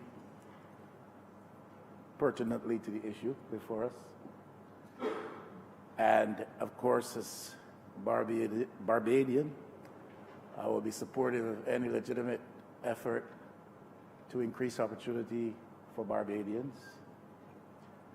As a regionalist, I will be supportive of any regional effort to create a wider arrangement for greater opportunity for Caribbean citizens. Caribbean, Mr. Speaker, as I'm sure you know and realize, is a region perhaps more so dependent on services in relation to the development of the economy. Perhaps if you do some differentiation, you may attribute a greater level of, or a lesser level of dependence on services to places like Trinidad, to some extent Jamaica. Certainly in the case of Barbados and many of the OECS countries, the dependence on services is obvious. This region is pretty much profiled unlike the EU region, where there's a high disposition towards manufacturing goods. But for us, certainly here in Barbados and in many places across the Caribbean, and I think generally it is true, we are more so dependent upon services in relation to the success of our economies. I think, having said that, I'm trying to suggest, therefore, Mr. Speaker, that when it comes to movement of persons, a movement of various categories of persons, a significant consideration should be how those categories contribute to improving the services potential for the region and for individual states. I am not too sure what would have informed the decision to expand the range of persons identified for skilled movement status. But I would like to think a significant consideration would have been given to that view, that our economies, if you look at the profile, generally so depend on services, and a decision, therefore, as to who would be given priority in terms of freedom of movement and based on qualifications and skills, etc., would very much relate to that disposition of our region to pursue services as the primary contributor to development of our economies. I want to suggest also, Mr. Speaker, because much of the debate sometimes is informed by insular interest or thinking, because even though we espouse the virtues and value of a regional market, a regional economy, a single market space, we tend to see that from the perspective of what benefits our national situation, perhaps above all else, and perhaps sometimes to too great an extent. We therefore have to be careful and guarded against any tendency, disposition, temptation to so trumpet our own national interest, even though we do so in the context of a regional effort, that we lose sight of the greater and larger vision and goal. And that is that if we are, as individual states, to be in a position to face the global context in which we now live and the dynamics that operate in the global environment, especially with respect to trade and so forth, we have got to understand that we can't make it alone, and our best chance is that we are part of a regional bloc. And therefore, anything that we subscribe to as a sovereign state in that context should be such that regionally the economies of the Caribbean, this Caribbean single market economic space, is so developed as to better platform each of us and all of us together to face the global dynamics operating around us. The focus, therefore, must be on regional development, because Trinidad, I think, is discovering now, and forgive me for saying so, Mr. Speaker, if it is offensive to any, but Trinidad is discovering now that it doesn't matter what industrial base you may have, what your experience has been, what your mineral resources are, you can't go it alone. And they're recognizing that in the global space of today, they are severely constrained and being significantly and negatively so impacted by what is going on. And their economy is in decline, as far as I am aware, and they're facing some of the same challenges which we do, of course, having devalued their currency many moons ago. Second thing I think, Mr. Speaker, I want to put for our reflection is the matter of the institutional supra architecture that we develop in the region. Obviously, that has to be functional. Obviously, it has to be adaptive. And I say this only to suggest that even at this early stage of development around the entity we call the CSME, we have had issues with supra-architectural institutions. You are, Mr. Speaker, a legal luminary who practices here and I think across the space, if I hear correctly, and you do well therefrom, if I'm accurately informed. But Mr. Speaker, if you look at the CCJ, well, with respect to the CSME, not a problem, because it interprets CARICOM law or CSME law for us. And its decisions are supposed to reflect, well, basically, the will of the people within the context of the regulations which have been set up and the aspirations which we all hold. But we have had here in recent times the voice of government suggesting that perhaps we should withdraw. I think that was suggested from the CCJ. And the CCJ may be accepted as an institution with respect to CSME largely, even though with some misgivings, as recent experience has shown us. But when it comes to the replacement of the Privy Council, in that respect, outside of the context of the CSME and the single economy and all of that, CCJ is only accepted in limited jurisdictions. The point I am making is that if we are serious about development, Mr. Speaker, we have got to ensure that there is a high degree across the region of respect for our institutional architecture and that we institutionalize those entities in a way which is functional and in a way which is adaptive.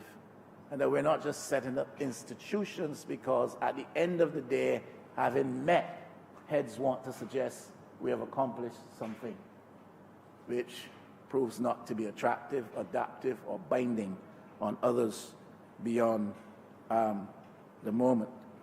Because too often there's agreement at the macro level, but then we do not see the compliance in local law, as I am sure you are aware. And if we're serious about development, we can't just institutionalize a mechanism for wider free movement without also understanding and implementing or institutionalizing mechanisms that would help to enhance that free movement and take us to the objectives that we aspire, to which we aspire to achieve. The administrative infrastructure is also a critical consideration. We talk a lot about the ease of doing business.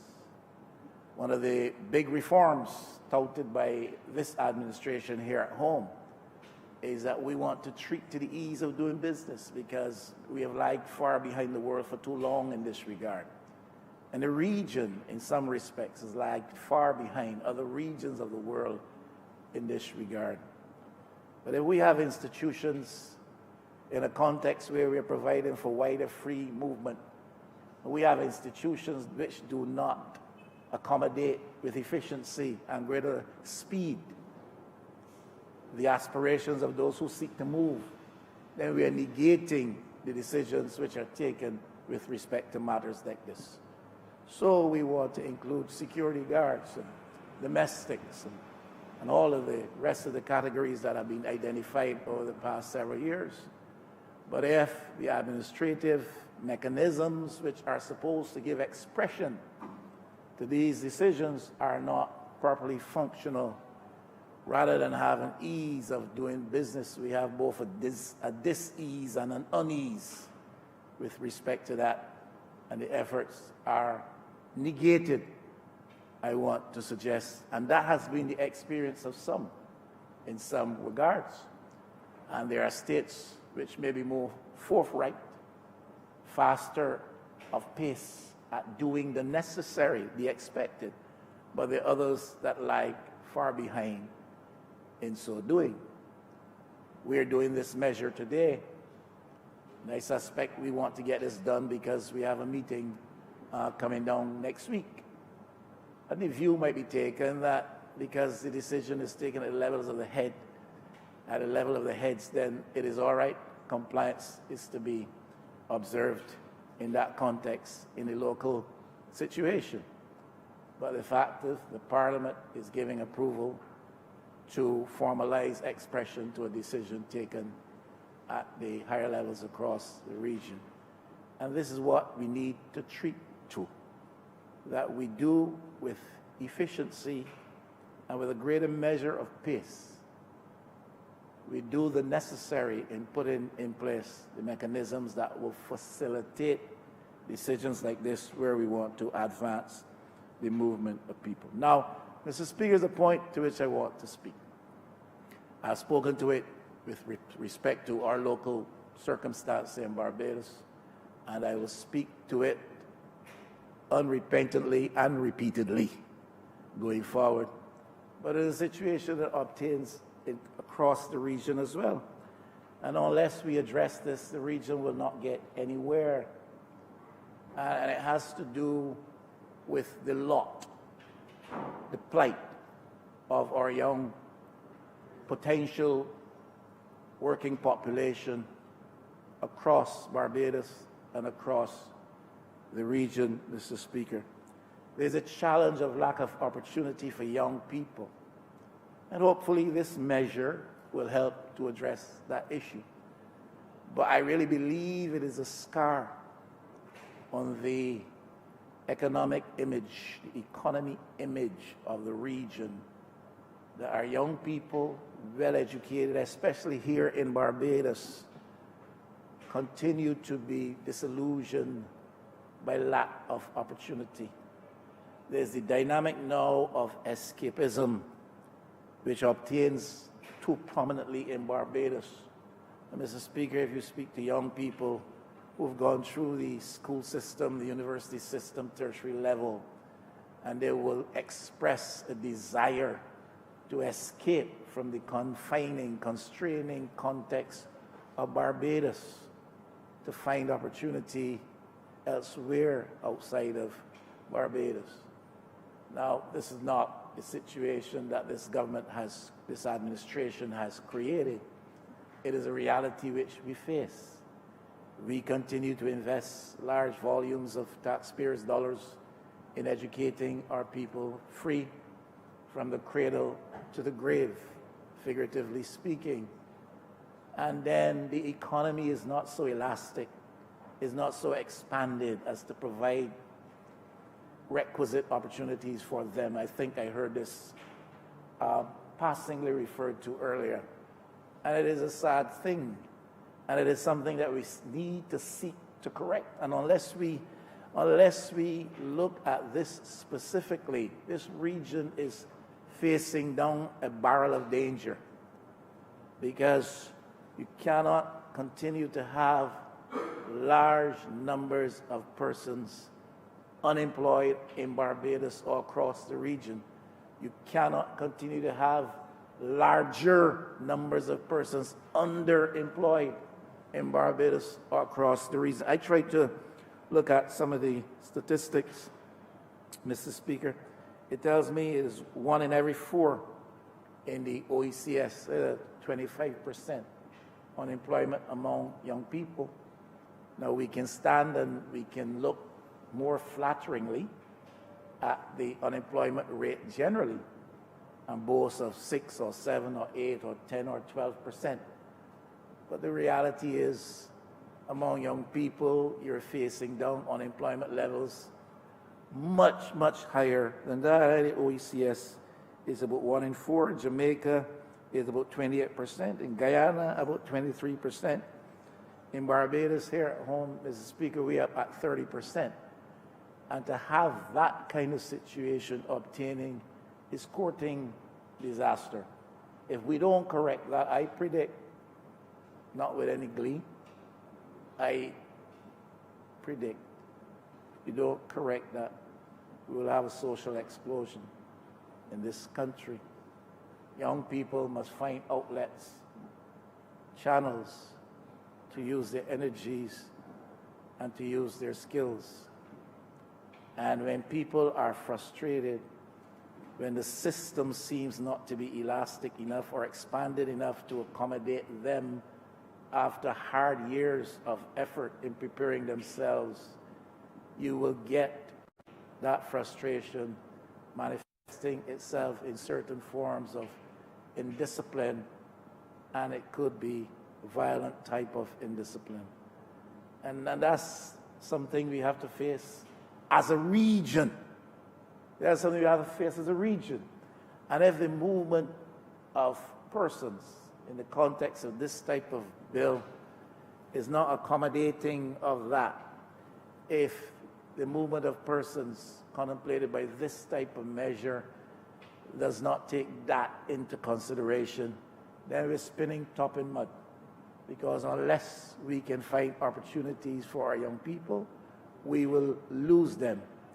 And if we don't lose them because they cannot find an avenue of escape, then there will be an eruption, Mr. Speaker, and we've got to treat seriously to that.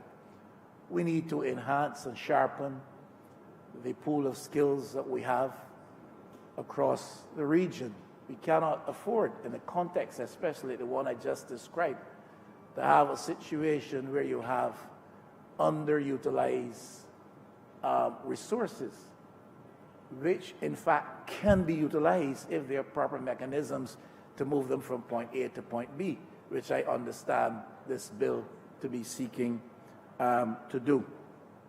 There's need for optimum development of that skills pool that we have across the region. In that context, we need to improve the standards, because we're not only accommodating each other, but we're accommodating each other to help each other to compete with the world. And therefore, those standards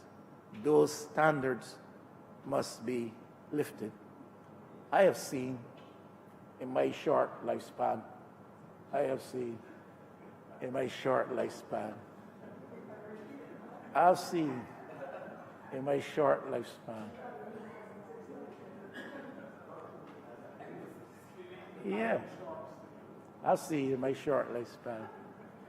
a situation where thousands of people brought together in one space for lunch are served and accommodated within an hour and 15 minutes. We go in certain places here, you call for a meal, you gotta wait 45 minutes, just a single meal. And that speaks to training, it speaks to discipline, it speaks to standards, and their standards of service. And many of us have had to lament the quality of service, the standards of service to which we find ourselves exposed to in Barbados from time to time. I'm sure, Mr. Speaker, you and I have not had a chat about that matter, but I'm sure you would have had that experience where you really believe that this can't be happening. And it applies all across the board. It's not only those who are involved in tourism-related services, it obtains among the professionals too. Mr. Speaker, you know that, not yourself. You're a shining example. You're a beacon. You're a model to those who would aspire to high levels and standards of service. But you know, Mr. Speaker, people keep you waiting weeks and weeks and weeks and months and months and months. And that level of and standard of service, and beyond that, standards of skills, we cannot be satisfied for a level obtaining in this region when in fact the rest of the world is outpacing us. How can we compete if we don't come up to scratch in terms of skills and in terms of standards? There's another impediment that I think is worthy of consideration in this context. Is one of the things that prevents intra-regional development, in my view.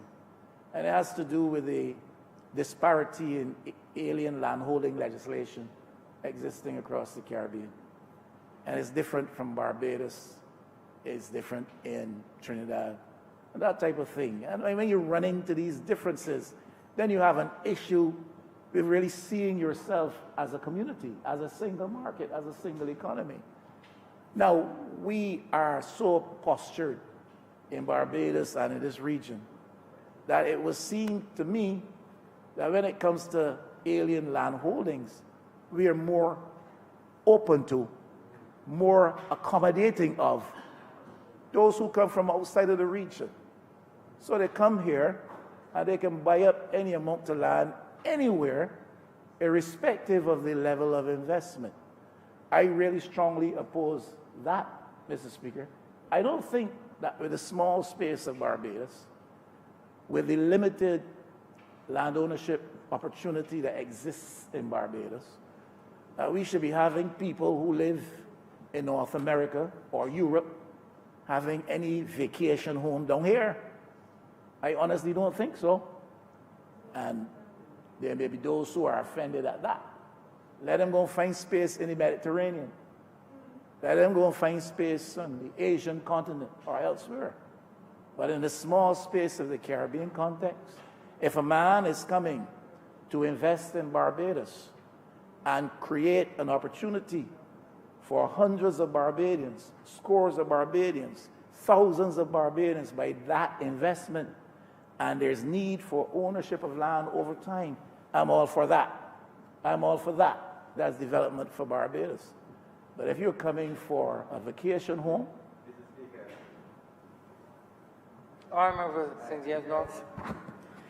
I was given the Honourable Leader of the Opposition, and I was wondering in my mind whether I should object. Point of order, sir. That Barbados, as the Honourable Leader ought to know, because he was a member of the Cabinet, has signed certain agreements at international level, World Trade Organization and other organizations, that you cannot discriminate against, well, I think he used the word foreigners, when it comes to ownership, sir, of land. And that's why we have never had Alien Land Holdings Act. And to the best of my knowledge, sir, but I speak subject to correction, that those countries in the Caribbean that did have, like St. Vincent, no longer have. But they had to dismantle it, sir, because of international agreements that we are all bound by. Now, we are law-abiding government, sir. So, I mean, sir, we comply. And as I said, the Leader of the Opposition ought to know that, because he was a member of a cabinet that reduced the rate of property transfer tax for non-Barbadians who bought land. And because of agreements we signed, the property transfer tax was applied to purchasers who were not Barbadians when they bought land. I think it was 10% of the purchase price, sir. And that was, in fact, removed. And for the vendor, it was equalized whether you were Barbadian or non-Barbadian. We had to do it, sir, complying with international law, sir. The purchaser was changed to the vendor, sir. So I don't want the records of Parliament to be corrupted, sir, by something that you know, we are bound or were bound by international treaty to do, and to now come and talk about we should stop people coming and buying land because they aren't Barbadians, sir. Mr. Speaker, Honourable. I thank your Honourable St. James for that interjection. He said that I didn't know, and I want to suggest that I still don't know. I still do not know, because I do not know that we're bound by any agreement that makes it mandatory, that we allow the purchase of land here in Barbados for any purpose. I am not talking about for investment and developmental purposes, Mr. Speaker. And if I am wrong, I stand to be corrected, but I am not going to take the word of the Honourable Member for St. James North on that. And I hope he understands clearly what I have been trying to say. I am not talking about people who are looking to invest. I am not talking about aspects of development. I am talking about a situation where people are looking for a beach spot in some sunny paradise, and we are disposed to give that to them without reference to our own developmental needs. That's what I'm talking about. And I will research that further. But I certainly am not taking the word of the Honourable member for St. James North on that. I don't know if you are so seized of that matter as he is, because you are a part of the legal profession in Barbados as well. But the point I am making here is that the differences that are obtained across the Caribbean with respect to landholding rights, that is one of the things that will impede our efforts to really create a single economic space and to really give full expression to this matter of freedom of movement for people, Mr. Speaker. And if I'm wrong on this, the Honourable Member St. James North can also correct me, because I believe that there needs to be better harmonization of company laws and regulatory frameworks across the Caribbean. You yourself can correct me if I'm wrong on this as well. In Barbados recently, we changed the tax laws relative to companies in Barbados. And in fact, in so doing, I think we undercut, willingly or unwillingly, many of the countries of the OECS by introducing a lower corporation tax rate. That sets us clearly in competition against them to their disadvantage. And all I'm saying is, if we're talking genuinely about creating a single market and a single economic space, then we have got to consider these things. How do our corporate tax laws, how does our corporate regulatory framework fit in with what obtains across the region? You see, if the insular thinking drives us more so than anything else, then we operate to the detriment of what we call the region. And that is the platform upon which we as an entity, a state entity here in Barbados, will find survival and success. Without that platform of the regional economy, we will face the battering winds of global forces, and it will drive us into the ground. If we are going to be regional, we must be regional indeed. And so we did. Corporate tax laws and the regulatory framework with reference to operational companies. Investment incentives, Mr. Speaker. We got all kinds of oddities prevailing across the Caribbean. So you got citizenship by investment. And in some states, depending on how much money you invest, you can get immigrant status. You understand? And in some countries, the passport is for sale. Now, I'm not saying here, I'm not taking a position on today, I'm saying these things. I'm not saying that. I'm just saying that these differences obtained, Mr. Speaker, in the same economic, in the same market space that we're trying to build up. So Dominica would give you citizenship by investment, and the government would make tons of money and millions of dollars, and therefore... Honourable On a point of order, the Honourable member is misleading the House, and it is not unheard of to have different states in a community to have different regimes. I'll give you a simple example that the world knows of. There's a place called the United States of America, and there's a place called Delaware within the United States of America. And Delaware has no corporation tax. But it doesn't mean that New York or Alaska or Washington or whatever doesn't have a corporation tax. And Delaware has that to attract people to come and register their companies in that particular state. So just because you have a state within a particular community, and nobody can tell me that the United States of America is not a well-functioning economic community. It is. And yet still they have states within that community that have different tax regimes. So for the Honourable Member to suggest that because you have one tax regime in one state and another tax regime in another state, that it doesn't enable economic harmony is obviously not correct. And I give you an obvious example. Another example is United Kingdom. And I'll give you another example. There are parts of the United Kingdom and parts of the European Union that have different tax regimes. Jersey is well known, minimal taxing control, but yet still part of a very well-known economic community. So the honourable member is misleading the House, and I just bring those to his attention. Continue, Honourable. I always like it when the honourable member of Christchurch West interjects himself. He sort of energizes me. He brings a certain level of energy and genuineness to his comments. And I really do like it when he interjects. Not because he's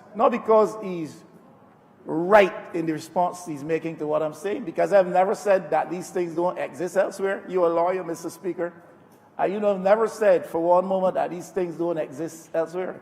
I have said that for a small space like this region, we have got to consider the extent to which there are impediments to the process and to the progress that we seek to make. So when fellows sell citizenship, and when fellows sell passports, etc., and other investment mechanisms are used to take an advantage, we've got to consider the extent. When we do these things, we've got to consider the extent to which they impede or impair our progress and our efforts. That's all I am saying, and you as a legal luminary understand that clearly, and I'm sure the honourable member for Christchurch West on further reflection would understand and appreciate what I'm saying. Even though what he said was true, it was not an appropriate response to what I was saying. And that's all I'm saying there. Now, the other thing, Mr. Speaker, is the matter of political pandering. It has been referred to here already. Political pandering.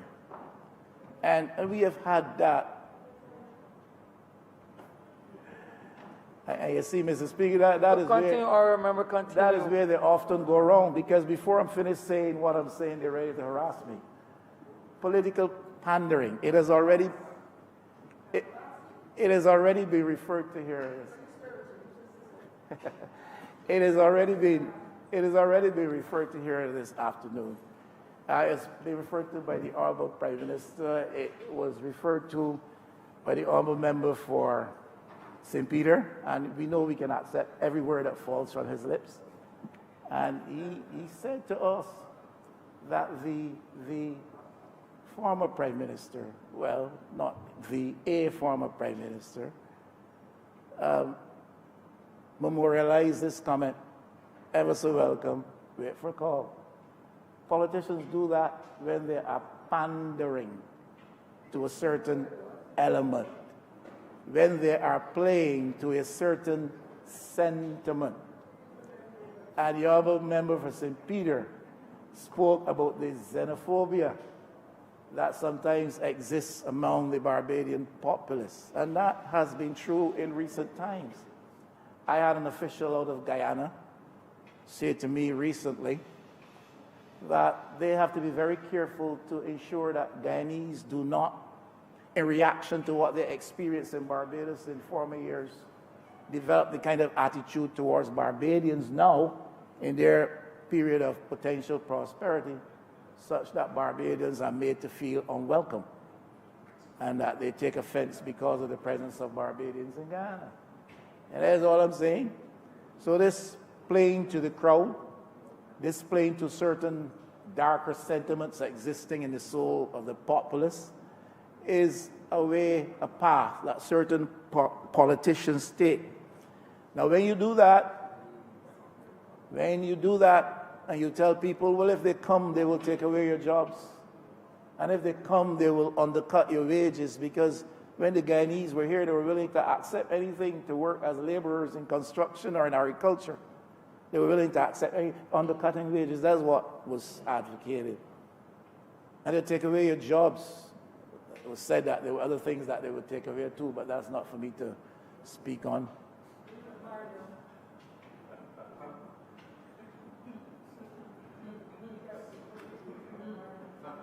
Continue, honorable members, to make it best. Don't be distracted, honorable member. Do not get distracted, honorable member.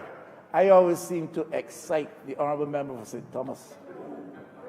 I always seem to excite her spirits and energize her.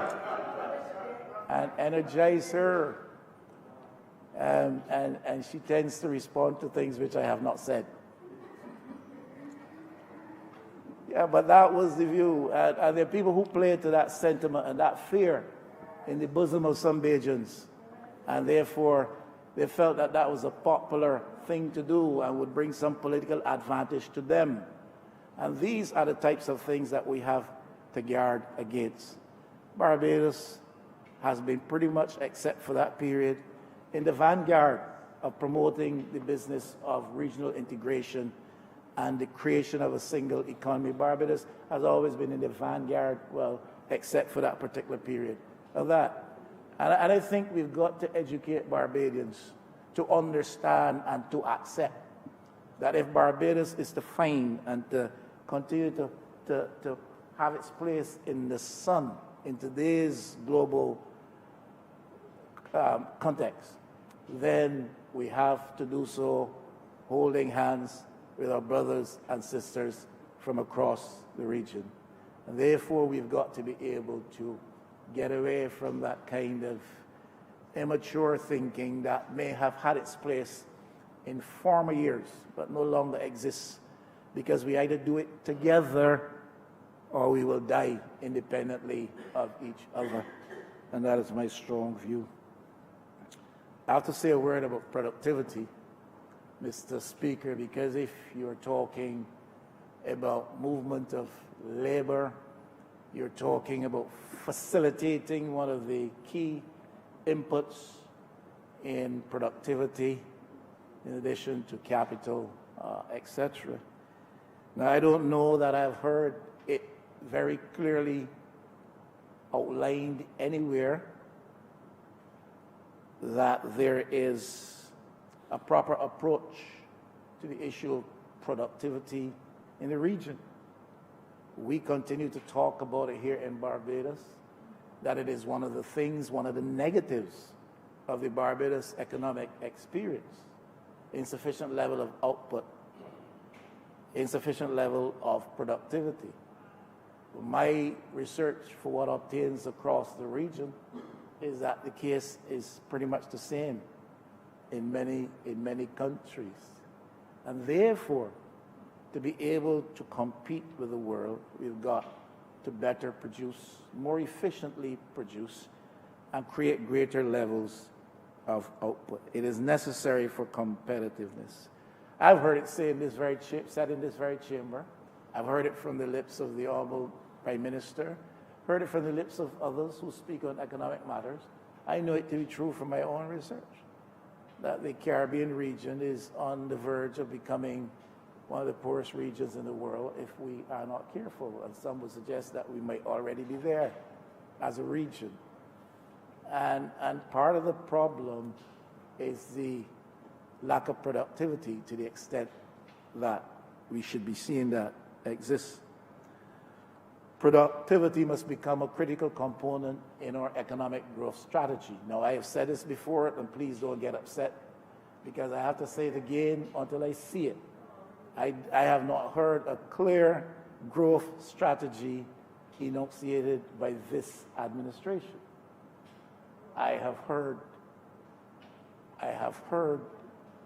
statements which express the level of expectation with respect to investment in the tourism sector. I have heard talk about a few projects here and there, potentially, which we hope will get started soon. I have heard that we will try to improve the matter of the ease of doing business, facilitating business. I don't know that I have heard clearly and properly outlined a strategic growth strategy for Barbados in the current circumstances. And I don't know that I have heard one outlined anywhere, I don't know, Mr. Speaker, for the region. If I'm not if I'm correct, and if I am not, I'm sure all members of St. James North and Christchurch South will get together and correct me. Christchurch West. I think the Productivity Council was one of the early casualties of the fellow called Burt. Am I wrong, Mr. Speaker? Am I wrong? Sorry? Honourable Mr. Speaker, Yes, no. Mr. Speaker, point of order. Just, I know the honourable member, leader of the opposition, he's searching here, unsure whether what he's saying is correct. I can assure him that's not true. The last government had taken the decision in terms of the Productivity Council, and in fact, I believe to merge that with another entity, with NICE. That's correct. Yeah, that's pre-birth. And in fact, they had moved into the same building there in Warrens, where I believe the honourable member for St. Michael's North's office is. So that's pre-birth, yeah.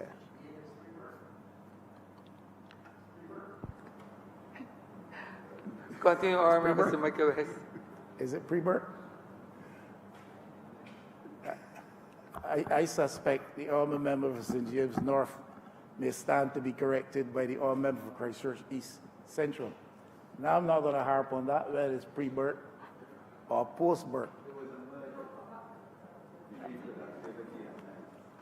I'm not going to argue whether it's pre-birth or post-birth. I have made a statement, and if I'm wrong, then, Mr. Speaker, please forgive me, but I don't hear the honourable member for Christchurch East Central correcting me or indicating in any way that I'm wrong.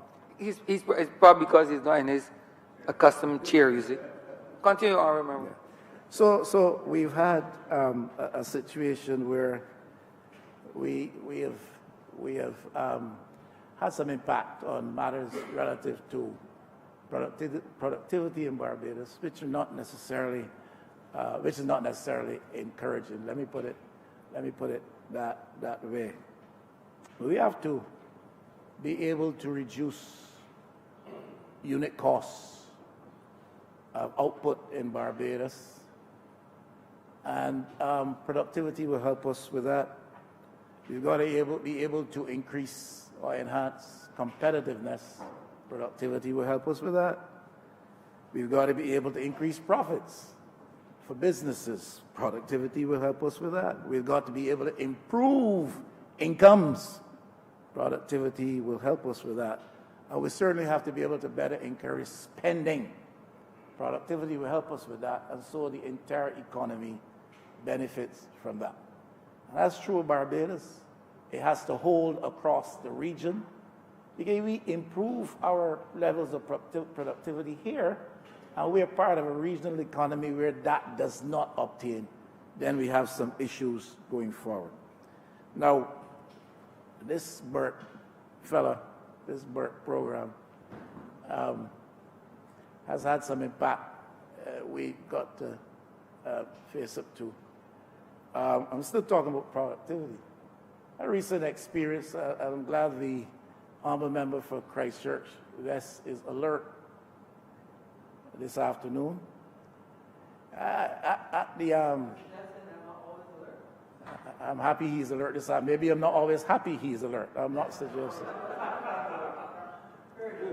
I'm alert. I'm happy he's alert this afternoon. I went on some business up to the licensing authority, etc. I lamented the situation that I personally experienced and saw there. I've heard talk about it. Surely all the ministers are aware of it.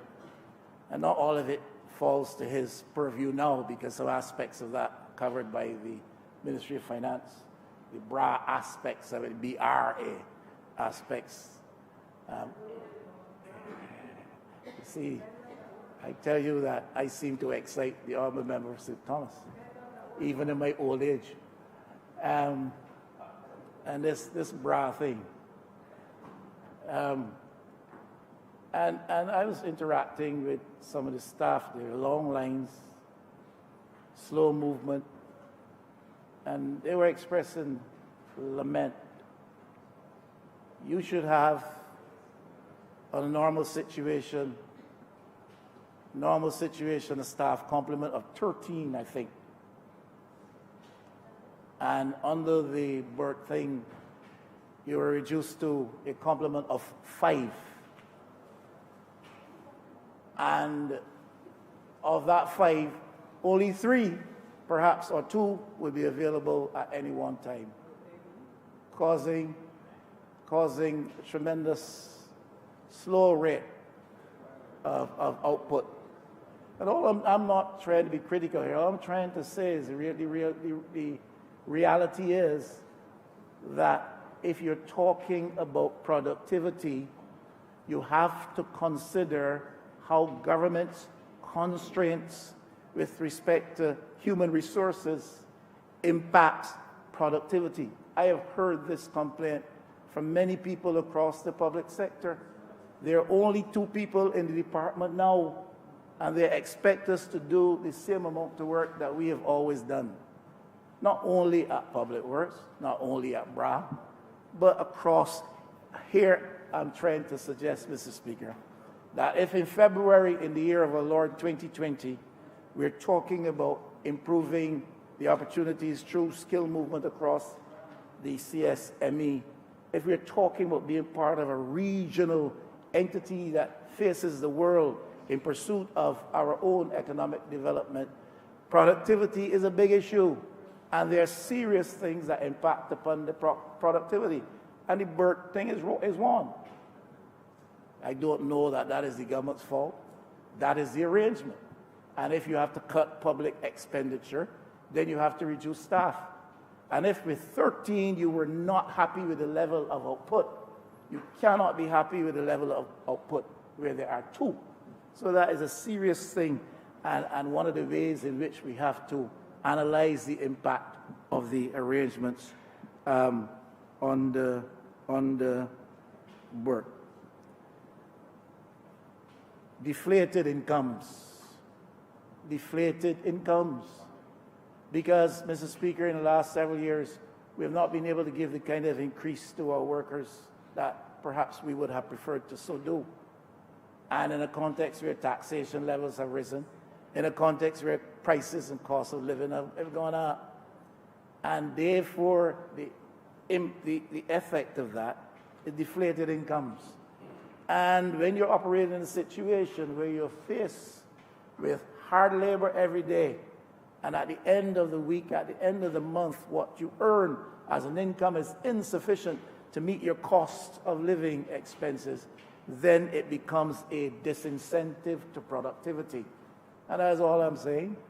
And therefore, this business of productivity has to be looked at in a far wider context than that which we now so do. Now, look, I promise you, Mr. Speaker, I would have been brief. I got some further notes here, but I am going to stop.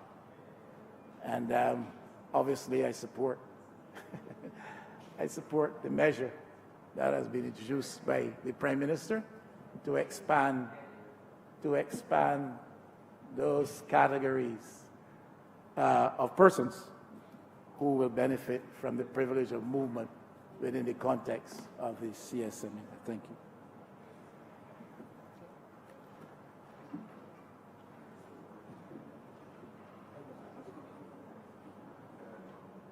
Honourable St. James North. Thank you, Mr. Speaker. I'm not going to speak for my full allotted time because I think that the Honourable Prime Minister made one of the finest speeches on CARICOM and the CARICOM project as it relates to Barbados that has ever been delivered in this Parliament. And the Honourable members who spoke on this side for St. Peter and St. James Southall also did excellent jobs. But as Immigration Minister, I think I should also speak and also bring perhaps a couple other new perspectives to the issue. This country of ours, of which we all love, Barbados, has always been a leader in terms of Caribbean relations. This country has produced the one and only Premier of the West Indies Federation, in fact, the political party, which I'm a member proudly and which happens to be the government of this country. Right Excellent Sir Grantley Adams. And of course, another national hero, Right Excellent Errol Barrow, was also a leader of the Caribbean, one of the leaders of CARICOM, of course, Carifta first, 1967, and then CARICOM, 1973. Together, in fact, and we've spoken a lot about this country here within this context, together with Guyana and Trinidad and Jamaica as leaders, with Carifta, with, in fact, Antigua, the 3 Bs. Then even the former Prime Minister, Erskine Sandiford, would have been part of a CARICOM initiative and the commission, and with the Honourables Sir Alistair McIntyre and Sridhar Ramphal initiative, and of course action plan, and then the last Barbados Labour Party Prime Minister, the Honourable Owen Arthur, of course at the forefront of the CSME, and because of that, in fact, Barbados, the leader of Barbados, Prime Minister of Barbados, is recognized as the leader of the CSME, and that's so today, sir, both in fact and in reality, with our Prime Minister, within a month of becoming Prime Minister, 5 weeks, going to a Heads of Government conference in Jamaica, early July 2018, and essentially dominating the conference. And now, of course, as CARICOM leader, I think it is for 6 months. So, sir, we reached the situation, of course, in the revised Treaty of Chaguaramas, where initially there were just 5 recognized categories of skilled nationals. And even though the heads of government agreed in 2007, I think it was, to the expansion of 5, no legislation was passed in this Parliament to legalize that, even though, as the Honourable Prime Minister correctly said, under treaty CARICOM arrangements, the decision of a head of government is in fact force of law in a country. But the reality is that the revised Treaty of Chaguaramas, in Article 46(2) states that member states shall establish appropriate legislative, administrative, and procedural arrangements to facilitate the movement of skills within the contemplation of this article.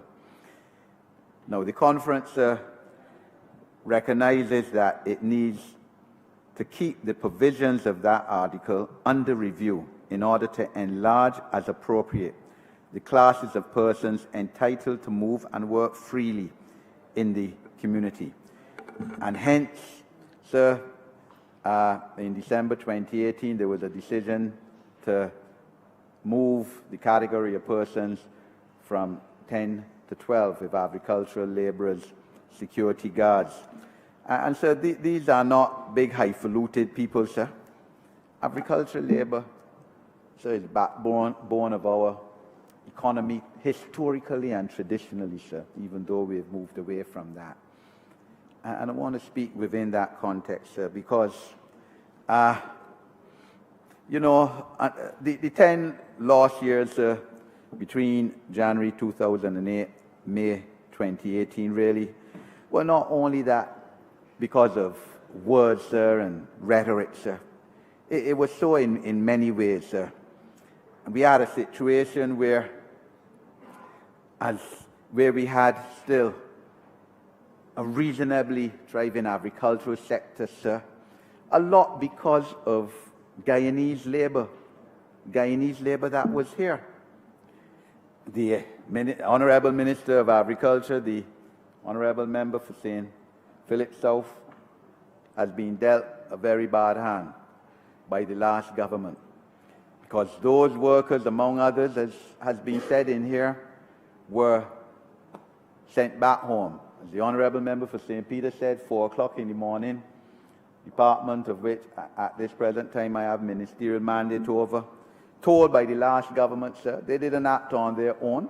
They would have acted under the directives of the political class at that time, sending back these Guyanese. And what is sad about it, sir, I don't like to speak ill of the dead, sir, but what is sad about it, that the first DLP Prime Minister in the last decade was someone who was not even born in the Caribbean, sir.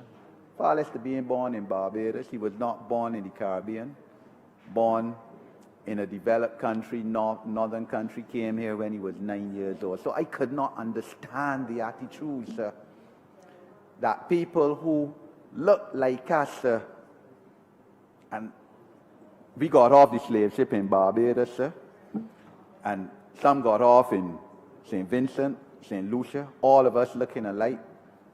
Unless you were to talk, you can't differentiate us, sir. I said somebody is Guyanese, somebody is Trinidadian, sir. And then, as the Honourable Prime Minister said, sir, when you're in the developed world, sir, you're all the same anyway. And the Barbadians who live in England, and especially who lived there in the 1960s, the hard days of the 1960s, when you had leading politicians in England talking about rivers of blood, you know, rivers of the blood of foreigners and black people, sir. Barbadians, they're protected in a large measure because of Jamaicans, sir, because of the aggressiveness of the Jamaican person. And it is sad, sir, and the Cabinet of Barbados has approved a reform of the immigration citizenship policy, sir, which, with the approval of the Cabinet, I would hope to be presenting to this Parliament within the very foreseeable future, sir. And I would have a lot longer time then to expand on some of the atrocities, sir, which the Honourable Member for St. Peter started to speak about today. Because, quite frankly, I'm ashamed of the last government in terms of humanity, sir. Because after everything, sir, you have to be a human being, you know, whether you're, whatever you are in life in terms of profession, in terms of education and things. If you're not a human being, if you don't have humanity in you, you're nothing. And the kind of policies carried out by the immigration department, sir, and you know, some immigration officers resent me saying this, sir, but I repeat, sir, it was under the directive of the government of the day, sending back a Jamaican woman, for example, Jamaican women, residing in Barbados, working, no criminal record, no illegal activity, with Barbadian children, sir. Children born in Barbados for a Barbadian man. But sending back the Jamaican woman, the Guyanese woman, and putting the child in a children's home. And then you all know why we having problems, sir, with youth. I mean, that is no different from what a leader of a developed country now is doing or would like to do. No different, sir. We condemn that leader, but, you know, that happened in Barbados, sir.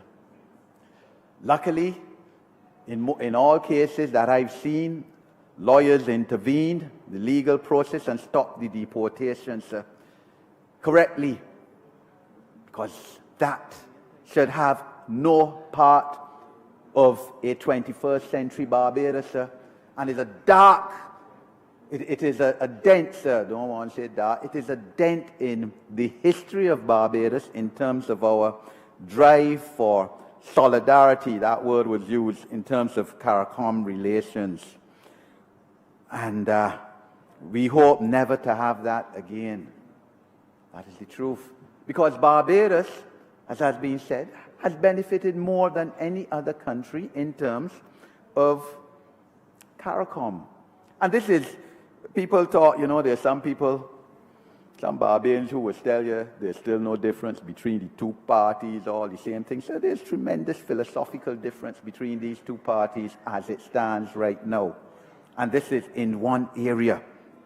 Because even now, the present leadership of the Democratic Labour Party, leadership, quote unquote, sir, because I don't know, Honourable Member for St. Michael East earlier today said that he predicts the total demise of that party, and he's probably right. Right now, it's a mere lobby group out there keeping noises once in a while, sir. But the present leadership makes no apologies and adheres to this policy of the Democratic Labour Party government in the last decade. But Barbadians can't expect that Barbados must have a positive trade balance with other CARICOM countries. The only region in the world where we have a positive trade balance, where we export more goods and services than we bring into our country.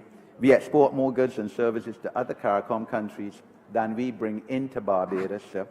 But expect that we can keep out movement, free movement of labor, sir. It can't work. I mean, life has to have some balance, sir.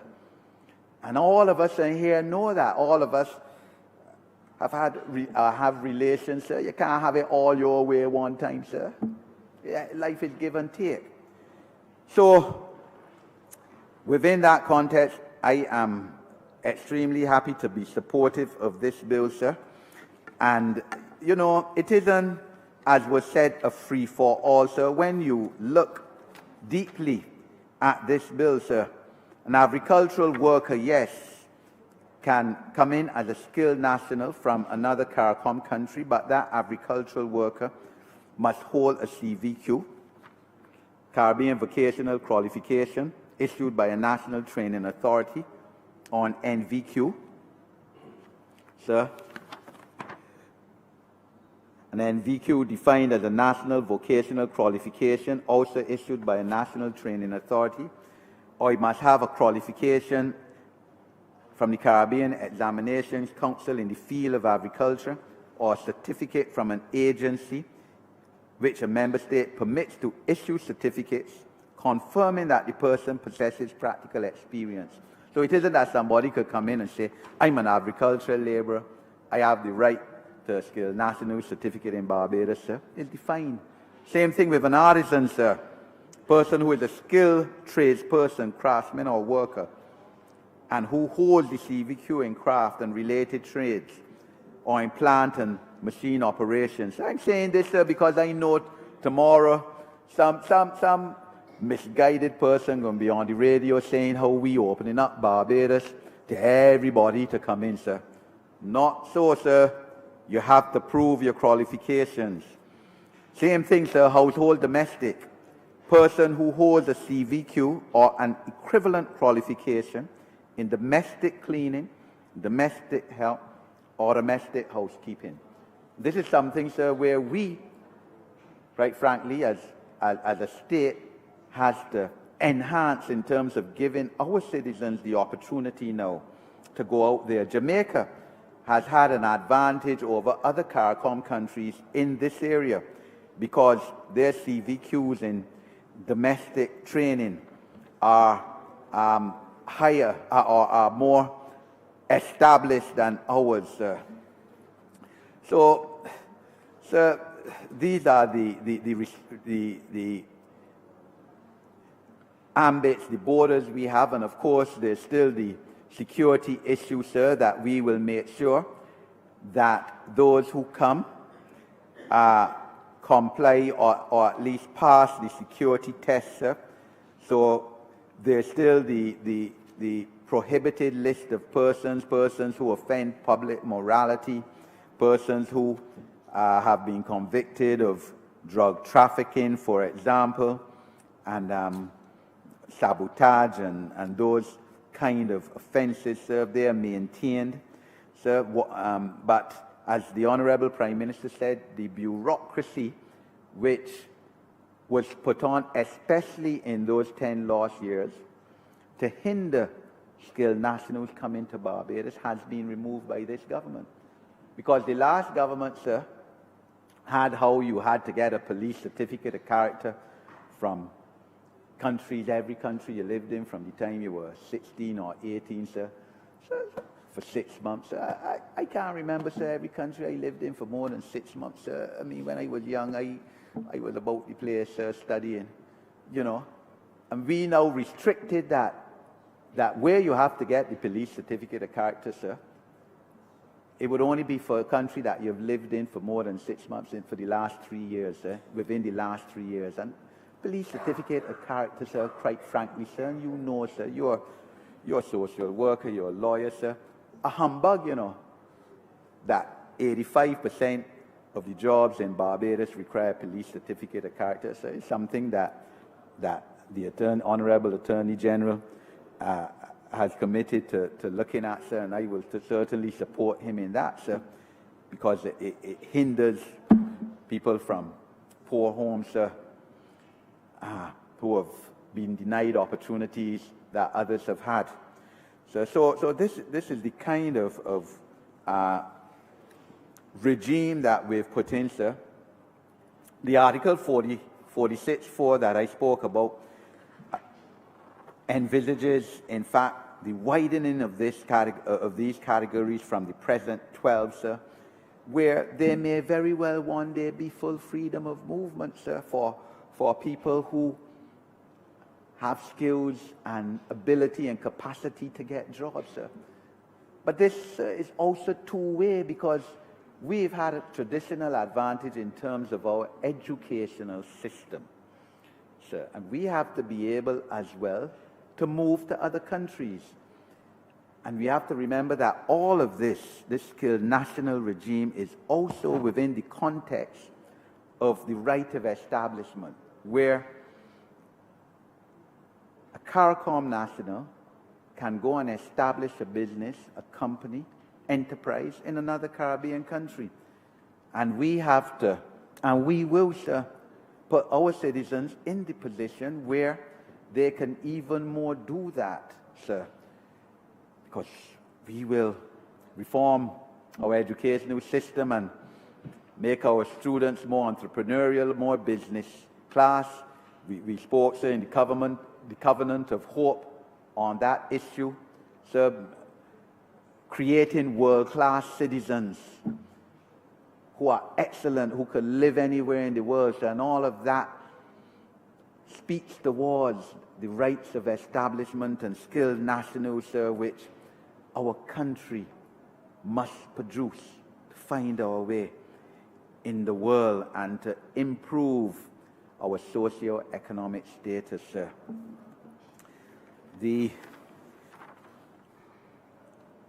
And the Honourable Member, the Leader of the Opposition, spoke on the issue of services, sir, but seemed to be forgetting in a way about this right of establishment, because right of establishment, sir, also speaks in addition to goods, but services as well. And the legislative platform is there, but yes, admittedly, we have to now seek to enable our citizens to take a greater advantage of that legislative platform. And the Prime Minister, Honourable Prime Minister, is right, sir, that it would be great if every teenager or every Barbadian, at least by the time they reach teenage years, has the opportunity to travel and see another country, sir, because part of the xenophobia, that's the word that has been used, that is among some Barbadians still, is because of that. They don't know the outside world and believe that the world they know, Barbados, is the whole world, and it is, and so on. And it's unfortunate that people who should know better, sir, people who are in the leadership of the last government, the present leadership of the Democratic Labour Party, who ought to know better, sir, want to continue to fuel those kind of fears among our people, sir. But we, sir, in this government, going to confront it head on, sir. In the elections in 2008, sir, this party, and I'm not afraid to say it, lost the ball in that you had the Democratic Labour Party leadership going and fuel fears among Barbadians about how Guyanese here and 30,000 and they come to take over your jobs, sir. we can confront the arguments head on and go toe-to-toe with them, sir. Toe-to-toe, because it is wrong and they ought to know better, sir. In 2007, the third term of the Barbados Labour Party reign of office, last time we were in office, sir, with all these people that the other side said were here illegally and working, sir, unemployment rate in Barbados was at its lowest ever since the abolition of slavery, sir. 6.7%, lowest ever. Because, as the Honourable Member for St. James South, among others, says regularly, sir, we can't build a capable economy that is going to progress and sustain and build and move every year on a small population, sir. Our population has declined in the last few years under the Democratic Labour Party with all their policies, sir. And it is not by chance, sir, that the economy went down tremendously in those years, sir, because other countries in the Caribbean were still able to maintain some level of growth.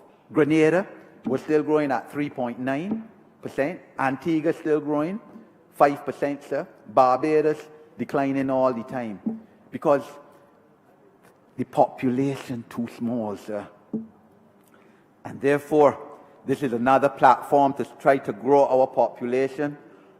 Sir, the statistics show that there were only about 3,000 persons registering as skilled nationals in Barbados since the Treaty of Chaguaramas brought the concept into being in 2005, certainly between 2005 and early last year, sir, 3,000. So we have to grow. And these are people, sir, who will live in Barbados, will pay taxes, sir, income tax, VAT, corporation tax, if they set up business, sir, and ease the burden of taxation among the Barbadians who live here, sir. And it is only right, as was said earlier in this debate, that if they come to live, that their spouses must be able to come to live and to be able to work without a work permit. So we removed that hindrance last year, the hindrance of having to have a work permit. This government, sir, this parliament, under this government, liberalized and equalized the education, sir, and the health care, the ability to access education free once they were their children, the children of CARICOM skilled nationals, and once they were 16 or under, because, sir, they have a right to go to school just like any other Barbadian, because if they don't go to school, and you're putting money on them to go to school, sir, they're now an avenue of problems in the next couple of years, and we can't afford that, sir. Better that we take off the $350 a term now than to have to spend $32,000 for somebody every year up in Dodge. And the contingent rights, sir, that go with the whole process, sir. Granted that CARICOM still has to overcome totally the challenge of the social security system, sir. The ability to transfer your social security that you paid in one country to another country. I don't think that that is as easily facilitated as it ought to be, and it's something that I'm sure that the heads will look at, sir. I know, again, you're going to hear arguments on social media, sir, fake social media from tomorrow, that we doing this, sir, and other Caribbean countries not doing that, sir. The issue of reciprocity is before the Caribbean Court of Justice as we speak, sir, in terms of, I think it is Antigua, you know, whether countries that allow in, let's say, an agricultural worker, must allow in an agricultural worker from every CARICOM country where a CARICOM country may not sign on now to the extension of the agricultural worker or security guards, sir. The Caribbean Court of Justice will decide, sir. That's our highest court. And what they say is the law on this issue, sir. But that doesn't stop us. We know that this country, Barbados, has benefited more than any other country from the Caribbean CARICOM enterprise, sir.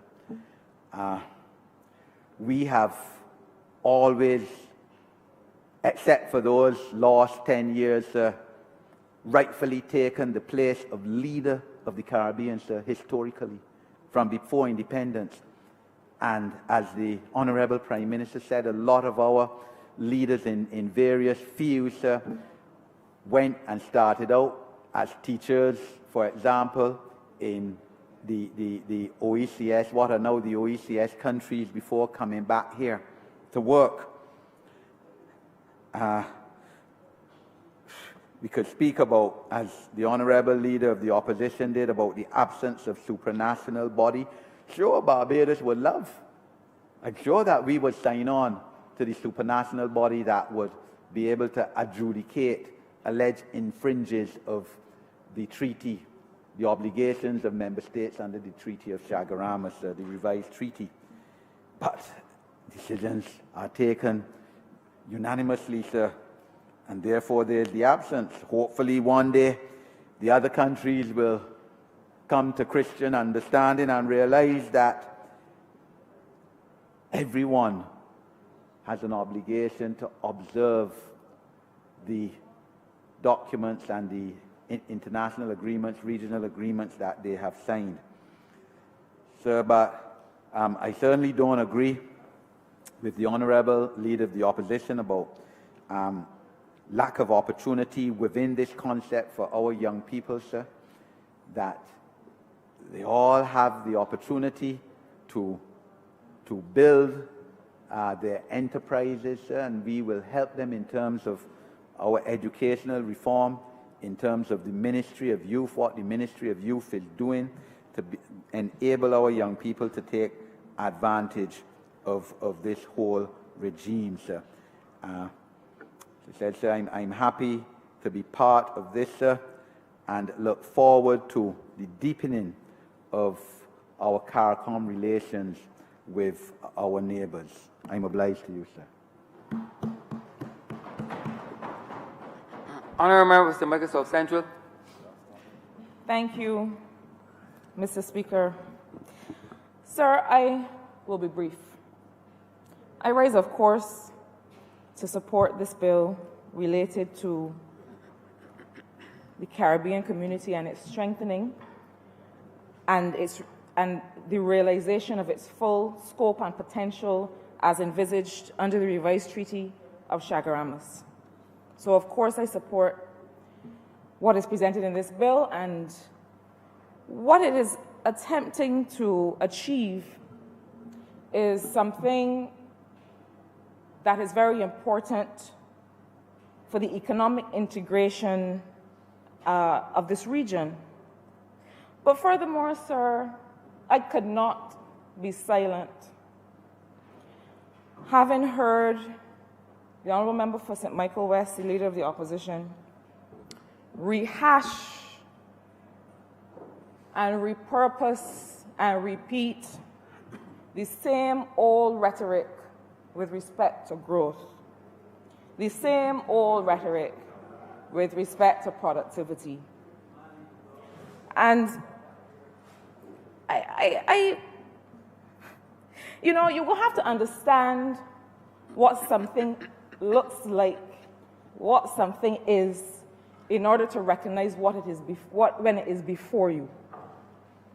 You have to understand what growth is to understand what the strategy is or is not. Now I understand the source of the cliff notes might now be looking in another direction. The source of the advice might not be as immediate as it once was, now that that source is engaged in other more productive activities. But let us get real. I have stood in this spot, in this chamber, sir, and outlined a 7-point growth strategy. Interestingly, where point 7 had to do with the fact that this Barbados Labour Party government has decided and has identified as a key part of its strategy engagement with CARICOM and with non-traditional partners as being fundamental to the unlocking of investment opportunities in this region and to the economic integration of Barbadians and their businesses and their economic activities and aspirations, so that the markets that are developed are not just the Barbados market, the markets that people reach are really about the region.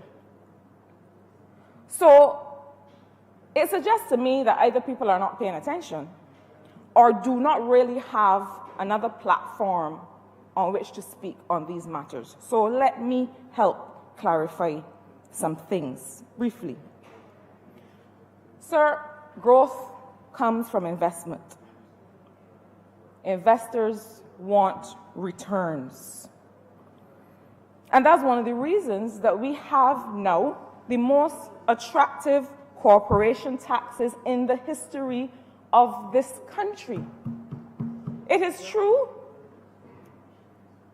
that we had to take a decision with respect to convergence of our tax rates. But what is also true is that this government took the bold decision to converge our rates down rather than up, such that we now have the lowest non-zero corporation tax that you can find as an investor who is looking for a market for their investments. So that between 1% and 5.5%, you will not find anywhere. It means that most companies are paying an effective tax rate of about 2%. You see, part of the challenge that we have, it seems, is that we are looking for the same old type of growth strategy where a government stands up and says, we are going to focus on this sector and this other sector and this other sector. That may have worked for a time, but that is not what is going to generate growth and put money in people's pockets in the third decade of the 21st century. And if you read the Barbados Economic Recovery and Transformation Plan carefully, what you find is that our focus for growth is on, one, making sure that we establish and we can support a high-skilled, knowledge-based economy. Two, investing in education and health that contribute to people's productivity, but I'm going to get to that in a minute. Productivity is not an idea in the sky. When you invest in people's education, when you invest in making sure that they have access to sustainable and quality health care, you are investing in productivity. If people are not well, they cannot produce. If people do not have the wherewithal and the skills to have access to higher levels of income, then you are not expanding the range of choices available to them for their own well-being, for choice in the livelihoods that they want to pursue. So when we talk about productivity, understand that productivity is not just something that you measure and set to one side. You have to understand what really contributes to people's productivity. But I will also say this. One of the barriers to investment, the investment that creates growth, is when people do not have a clear and predictable environment for doing business. Now, we talked about the fact that the Productivity Council was closed. And I hate to correct the Honourable Member for St. James North, my friend, who had to so urgently speak before me. But I want to bring some clarity to the issue because the Productivity Council was part of the Ministry of Economic Affairs and Investment. And what we will recall is that we went as a government to the people of this country and we asked them some key questions about the departments and the agencies in their government tasked to do their work, and they gave us some answers. The response rate to that survey that we put out was beyond anything we could ever have imagined. People had something to say and they said it. And what did they say?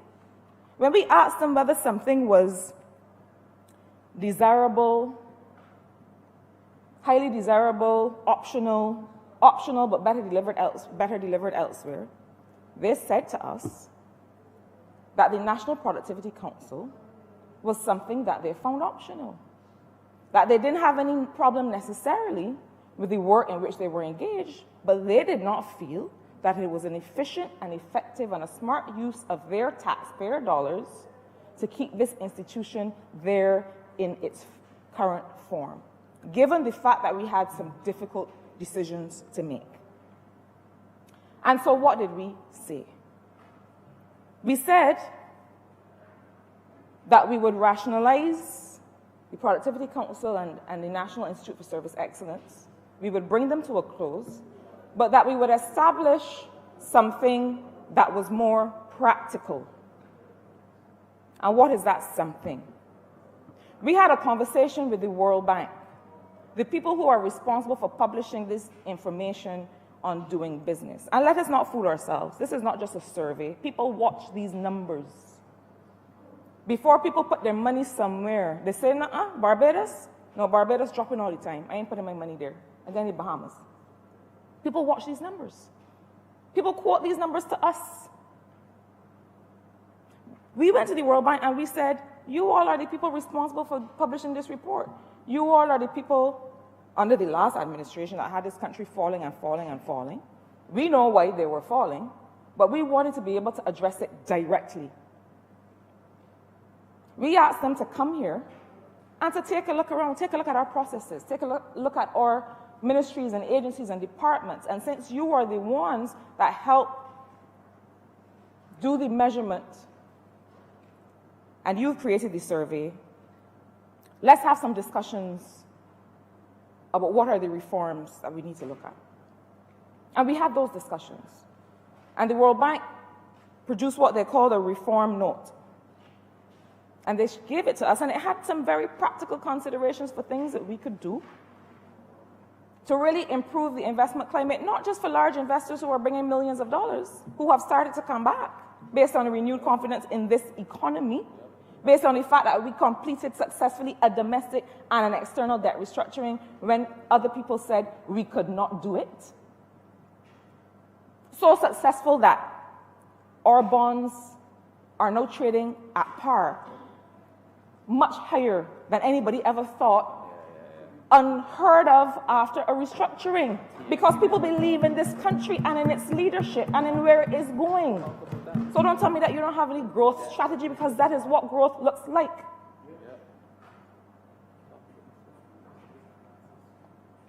So we have this reform note, and on the basis of that reform note, what have we done? We've established a doing business subcommittee of cabinet. And that subcommittee of cabinet is comprised of all the officers, all of the ministers, whose ministries are responsible for key areas of doing business. Minister is responsible for the port. Minister in the Ministry of Finance, the Honourable Member for Christchurch East Central, who is responsible for customs. Minister that's responsible for commerce and small business, and several other colleagues. And it is not just to sit down and talk about what doing business looks like. It is to bring all the technical officers and to say, listen, this is what we've identified that you need to do. Tell us the steps. Let us agree the steps that we are going to take along with the resource allocation that is necessary to do it. Because it doesn't make sense identifying steps if you don't have the money and the resources necessary. Let us identify those steps. Let us get them done. And let us meet every month back here again to make sure that it's being done. But not only that, Mr. Speaker, One of the problems the last administration had was that they spoke only to themselves. They did not properly engage in social partnership. They did not speak a word to the people of this country. And what have we said?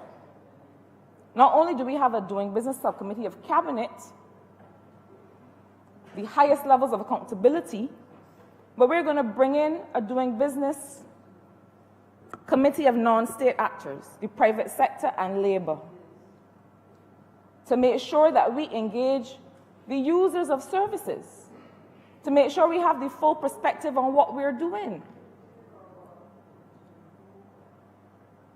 When we reformed and changed the planning legislation and brought a new Planning and Development Act last year, we didn't sit down and talk to ourselves about it. We spoke to people who have to put in planning applications every day. And they told us what was broken about the system. And it's on that basis that we have been working on it. It is on that basis that we have been able to improve. In many cases, it won't happen overnight, and we never said it would. But we've been able to improve the speed with which we respond to applications. That kind of speed and efficiency and predictability is what drives investment, which in turn drives growth. Some people want to see a strategy on paper that you put down and it looks pretty and you never do anything. This government is about action, sir. A strategy is only worth the paper it is printed on if you do something about it. But we get so used to talking about strategy for this and strategy for that and being all speaky-spokey and talking pretty. I ain't come here to talk pretty. I come here to work on behalf of the people of St. Michael South Central who sent me here and to make sure that they have better opportunities and that the growth is not just a handful of people who can build bigger houses and drive bigger cars, but that it includes opportunities for people in Carrington Village and Brennan's Hill and Flagstaff and Clapham and Hinesbury Road, where I share a border for now with the Honourable Member for St. Michael West. So,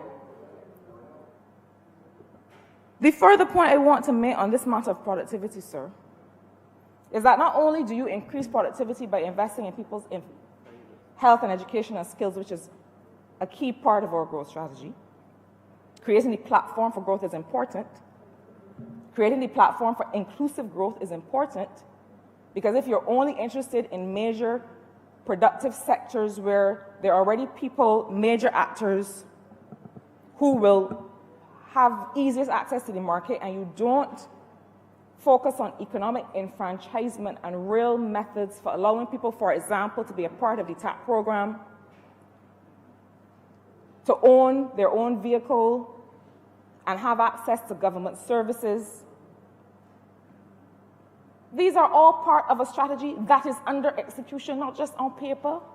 We are so busy working, we ain't had time to write it down, but if you would like, Mr. Speaker, sir, I can write it for the Honourable Member, Leader of the Opposition, and put it in his hands. But I continue, sir.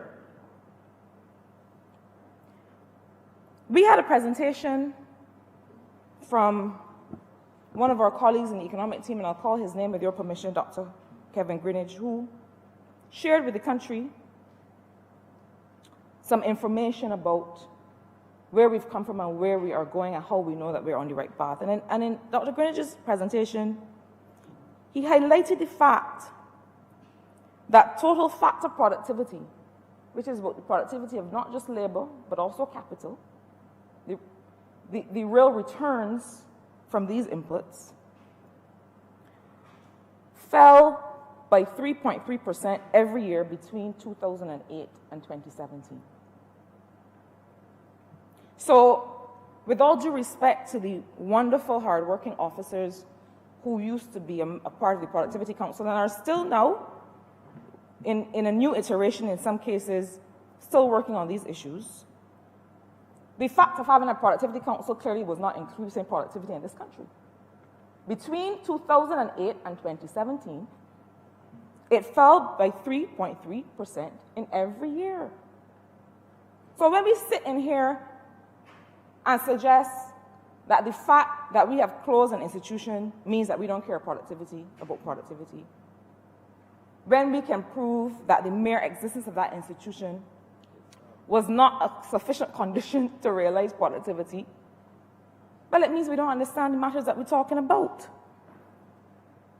The level of output of any ministry or department or agency is not just related to the number of people that are in there. We had a situation where there were officers, men and women coming to work in the Ministry of Transport and Works, in the former administration, with not a tool to work with. Coming to work every day. Not a tool, not a bus to drive, no equipment, nothing to get up and drive a stroke with. Obviously, they couldn't be productive. So productivity is not just about counting the number of people you have showing up for work every day. Productivity is making sure that everything that you are investing in, people, skills, equipment, technology, are all converging to make sure to give you the best output that you can get. I can have 5 people standing in a room, or I can have one person with a decent piece of hardware, or piece of software or equipment, or with the appropriate piece. And that one person is able to deliver much more than those 5 people in a room. So let us not get confused with counting the numbers. It is about being able to show what you are getting from the use of the money of the taxpayers in this country. And one of the exercises we went through, and that's why we created the Ministry of Innovation, Science, and Smart Technology, is that we're not just looking at, in our first principles exercise in each ministry and department, going back to basics and looking at what is the public interest that we are trying to serve, what is the public mischief we are trying to avoid, is there any group of people that will be disadvantaged or stand to more greatly benefit from this measure? That's 3. And 4 is what? Can technology add value, increase productivity in this particular area? And in many, many, many cases, the answer is yes. So I believe that Barbados has realized that it is not just about putting people to sit down in a room. It is not just about building a building. It is about making sure that you have a common sense analysis of the activity. It is making sure that you look at who is supposed to be benefiting and how they're supposed to be benefiting, and that you really measure that benefit. That's the reason that when we looked at how the Accident and Emergency Department of the Queen Elizabeth Hospital was functioning, a first principles approach to the operation, we realized, well, listen, we need to change some things in here. And we made those key investments. So don't let Bert fool you. There's no fellow named Bert. There is a group of men and women leading the government of Barbados and the people of this country who are clear in our minds what our destination should be. Ain't no fellow named Bert.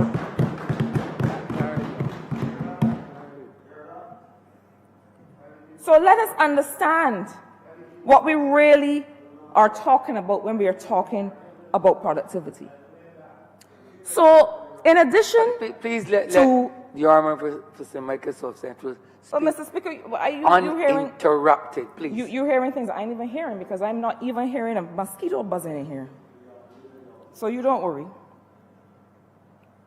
In addition to changing that 50-year-old legislation, that was the town and country planning legislation, in addition to giving a 2% effective corporation tax, the other thing that we've done is that we've been able to put money back in people's hands. Because when people can spend, when people have money to purchase goods and services, then money is turning over in the economy, and that is how our small businesses, for example, can grow. So that when we were able to put almost $300 million back in people's hands through rebates and through the return of money from CLICO, that, sir, is a growth strategy. So that people are able to participate in the economy again.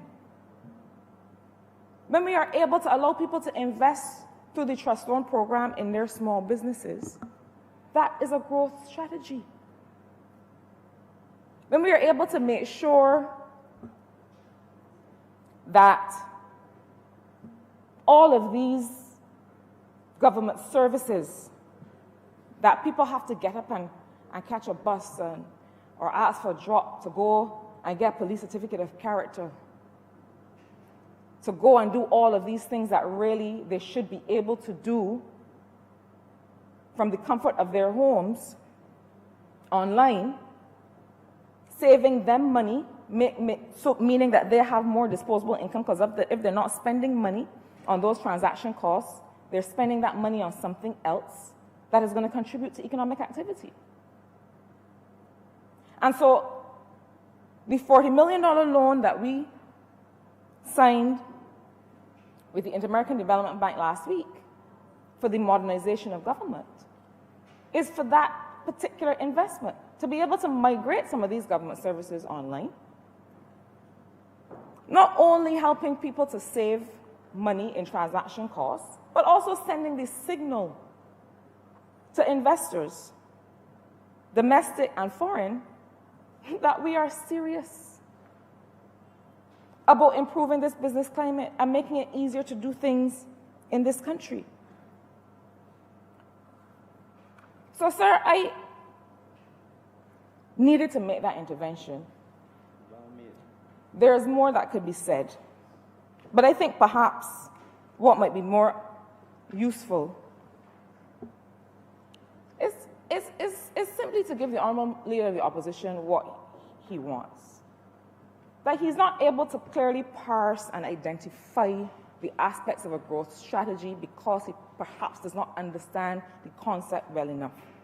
So that I can put it together and nicely package it and put it on paper, since clearly that is what we think a growth strategy is, and not actually working on behalf of the people of this country to give them better lives, to put some money in their pocket, and to give them and their children a better future in this country. So I will do that, sir. But I want, as I close, to say a final word. There are several of us, I would dare say all of us, who came to service in May 2018 to do a job. And I understand that there is a certain expectation, a certain job that people have to do when they find themselves or put themselves on the other side. But I wanted to make certain things clear, because I am not busy writing strategies. I am busy doing the people's work. And so I may not return to these matters in this chamber again, but I am perfectly willing to package them or put them all together and share with the Honourable Member. And with that, sir, I am obliged to you. Honourable Member for St. Joseph. Mr. Speaker, I am obliged to wrap up this debate. I promise not to be too long. Let me thank, first of all, the honourable members on this side for their support. Sir, if there's one thing that the Barbados Labour Party has always eschewed, has always shied away from, is the idea of xenophobia. For years growing up, sir, as a boy, I used to hear people making disparaging remarks about people from the low islands. They come here on a banana boat, and a whole set of things like that, sir. And it was almost as if Barbadians over generations felt that we were the promised land and we had to keep people out. Interesting now, sir, that Guyana, of perhaps any of the countries in the developing world, holds the greatest promise for development and for economic growth. And Guyana is just, sir, an hour and a half flying time away from here, or perhaps a little less. And we are poised, perhaps, Mr. Speaker, to repeat what happened 2 and 3 generations ago, where Guyana was seen as the promised land, and Barbadians left these shores by the hundreds and thousands to go to Guyana to find good work. So when that happened, it was no reflection on Barbados. It wasn't that anybody hated Barbados. It was a part of a natural human urge to seek out opportunities. I had the honor to be in Guyana last week with the Prime Minister just for a few hours. And, you know, sir, almost at every turn we found somebody who could say that their grandfather or grandmother came from Barbados. We were in Trinidad earlier that day, sir. And at every turn you could find somebody who said, my grandfather came from Barbados and was a policeman. My grandfather came from Barbados and worked in the oil fields. It is little wonder then, sir, that the Right Excellent Honourable spoke with such passion back in the 70s when he said that the Caribbean people were not waiting on the political class for freedom of movement, that for them it was a lived experience. But somewhere along the line, Mr. Speaker, Caribbean countries started to close up. It was almost, well, we know when Barbados started to close up. Barbados started to close up in 2008. And the irony, sir, is that the then Prime Minister, now deceased, David Thompson, delivered himself of perhaps the most damning words a Barbadian might ever come to hear: ever so welcome, wait for a call. And set about systematically chasing our brothers and sisters from Guyana back to Guyana.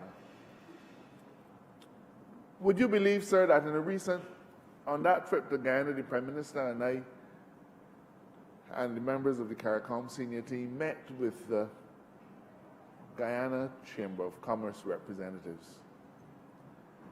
And apparently, the lead of the Guyana Chamber of Commerce delegation had posted something on social media saying, I am going to meet with the Barbadian Prime Minister today,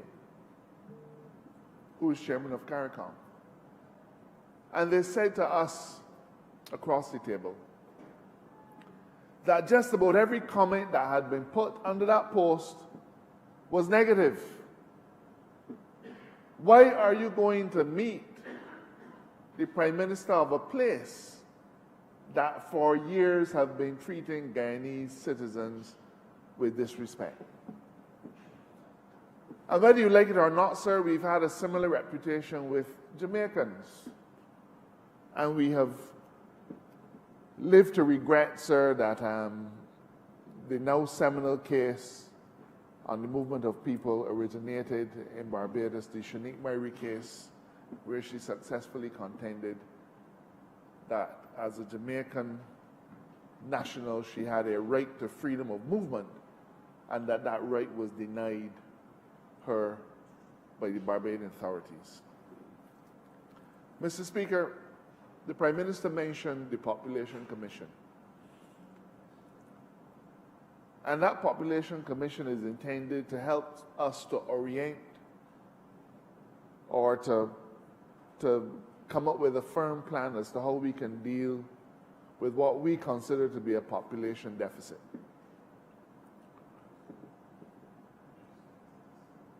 I think it is reasonable to expect that as the Barbadian economy improves, people will once again want to come to our shores to live and work.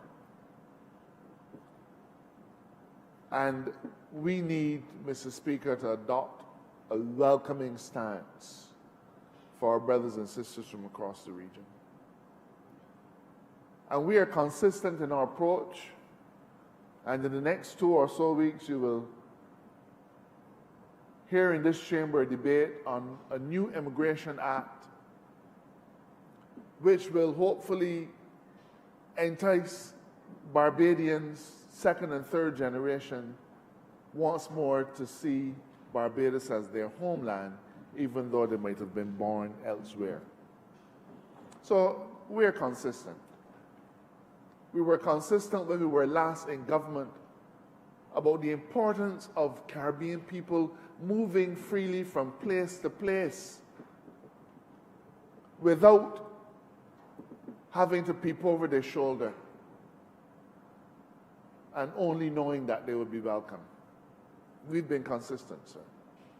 I well remember going into the last election,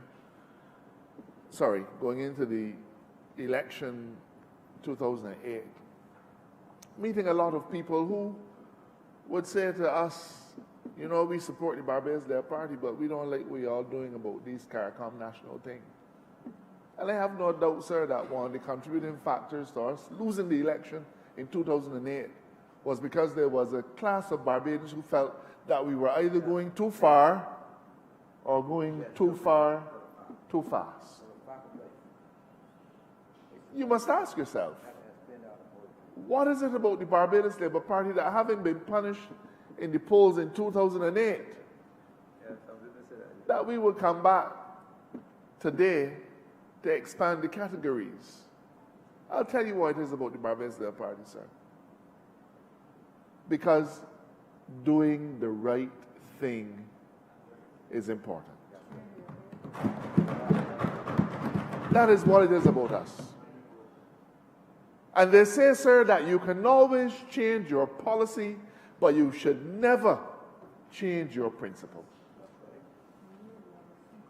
And maybe there'll be some Barbadians who will say to me tonight or tomorrow, or to my colleagues tonight or tomorrow, the same thing that was said to us back in 2008. But when we took that stance in 2008, sir, in the lead up to 2008, to expand and to welcome our Caribbean brothers and sisters, we did it because we recognize that for many years, Barbados was the beneficiary of the opportunity to go abroad and live and work and feel welcome. You know, sir, I was thinking about it just this morning. I don't know of any other country in the region that has awarded the highest commendation to lawyers from outside Barbados as we have. And I just went through it in my head. We have a number of lawyers who have been admitted to the inner bar, sir, QCs, who are not Bajan. Who are not Bajan, sir. But I can't tell you of any Bajan QCs who were, well, awarded so in Jamaica or anywhere in the OECS. I don't know of one. It takes a stiff backbone to be able to recognize excellence, even when that excellence did not originate from within your bosom. Barbados is truly a wonderful place. Now, Mr. Speaker, I began by mentioning Guyana. And I will say to you that we've already begun the discussion, even though we have awarded a license for the exploration of oil. We have already begun the discussion to see how Barbadians can find economic opportunities in a flourishing Guyana today and in the years to come. We are having that discussion, sir. And Suriname has also discovered oil. And I'm happy to say that our bilateral arrangements with Suriname are such that we are being welcomed to Suriname to participate in their bounty, so far only in the agricultural sector, but possibly in the oil sector very soon. This chamber might not remember, well, all of us might not, that in our last term as a government, we established something called the Barbados Coalition of Service Industries. And the mantra that we tried to get to resonate was start looking outside of Barbados for economic opportunities and services. Now, sir, how could that have been possible? How could Barbadians have reached out into St. Vincent or St. Lucia or Trinidad and dare to seek out economic opportunities unless there was a reciprocal arrangement where they had a right to be there and to seek out those opportunities, sir? That perhaps more than anything else demonstrates the importance of the freedom of movement of Caribbean skilled nationals. We have Barbadians who get on airplanes every day of the week and fly to St. Lucia and work, and fly to Grenada and work. In years past, Barbadians would go down in the islands and head up the branches of regional banks before they would come back to Barbados and take over here. We lived it, and we lived it without a murmur. But some would find it so hard to open up our arms to our brothers and sisters. Mr. Speaker, not long ago, our musicians could not go into Trinidad and play music unless they had got work permits from weeks in advance, and who can apply for it and all kind of hullabaloo. Now you can get on a plane with your guitar and show up in PR Corps and say, I come to do a show, and they say, welcome, sir.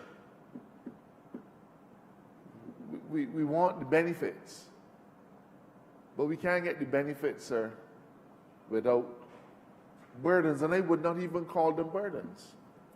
It is a simple fact, sir, that jobs go where opportunity is. Plain and simple. Nobody comes to Barbados to work if they do not perceive that we are a prosperous nation. Nobody. They're not going to do it. So I anticipate that with the hard work of this party, Barbados will continue on its upward trajectory and be seen in the way that we were seen just 10 years ago. A shining beacon within the region, and a place which is known for its nobility of spirit and generosity of heart. I don't think there's a single family anywhere in Barbados that does not have an immigrant. And we need to get rid of the very last vestiges of xenophobia in our country. Mr. Speaker, in the context of the Caribbean, everybody will not be at the same place. But I'm happy, sir, that Barbados has always been willing to lead. And when the heads come here for the intercessional meeting next week, they'll be coming to a Barbados that does not just say this is what we should do, but they'll be coming to a Barbados that says we are willing to lead. And we have now extended into that next category of workers. Is there going to be economic benefit for us? Yes, there will be. Yes, there will be. You know, sir, in my constituency, we had some small businesses that were very heavily patronized by the Guyanese who were working in St. Joseph. And you may say, man, dear Marshall, man, call it rum shop and done. Right? Everybody know what you mean. Everybody know what you mean. But you know, there were farms in my constituency that after the last administration kicked out all the Guyanese, the farms couldn't find a boy to work. Couldn't find a boy to work. Now, that should tell us something, sir. It should tell us that there are areas in Barbados where we do not have adequate numbers of people who either are willing or able to engage in that kind of activity, and then there is no shame in reaching outside of our boundaries to bring people in. No shame at all, sir. So, Mr. Speaker, I believe that in his heart of hearts, the Leader of the Opposition supports this bill. Well, I'm very glad. You might notice that I was not in my seat. I'm happy that he does. I'm sorry that he does not have the confidence that we do in the efforts that we are making in the economy. But what a difference a few days makes. There was a time when he had confidence in us. And now, for some reason, that confidence seems to have been shaken. I don't know if it is the company he's keeping. But I want to tell the Leader of the Opposition that he should wait and see. I don't think an election is being called anytime soon. So he can spare us the loud politicking and put your shoulder to the wheel, sir. Put your shoulder to the wheel and help us to rescue this nation. Wait and see. You have time enough. You have time enough to see the product of our work. And I know that you will not be disappointed. In fact, you will probably not in good conscience be able to speak on political platforms against this administration when the next election comes, because you will be so pleased. You will be so pleased at how well this country has done. Sir, I don't think that Barbadians are people who are born of fear. We are people who are intellectually solid. We are people who are decent. And we are people who understand the value and imperative of hard work. We are also people who understand the importance of a regional approach to our issues. And it sometimes bothers me when we get together on some things and then on other things, we somehow can't seem to get together on it. So right now, sir, the region through CARFA is getting together to fight the coronavirus, because we recognize that they are, as a small collection of states, an archipelago of states, the longest flight between any of us is probably 3 hours in a straight line. And we can't fight these things alone. The Prime Minister just last week called for a regional approach to energy. And sir, with all those things, we have to have a regional approach to labor. We can't have a regional approach to our economy, to our finances, to our procurement, to our health, and not have a regional approach to labor, sir. And I'm proud to be able to stand in this chamber as we take this next step, whether we are in front, whether we're far in front, or whether we're just ahead. Barbados and Barbadians have always led.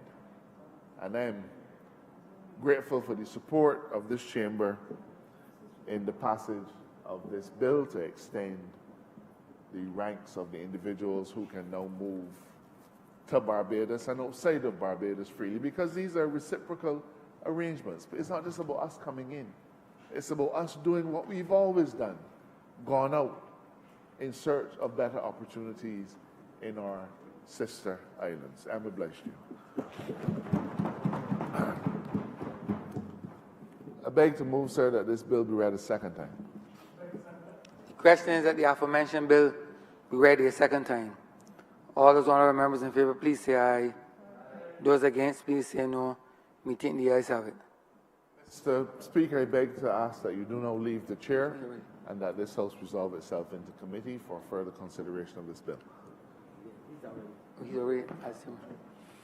The question is that the Speaker do not leave the chair and the House resolve itself into committee for further consideration of this bill. All those honourable members in favour, please say aye. Those against, please say no. Meeting the ayes have it.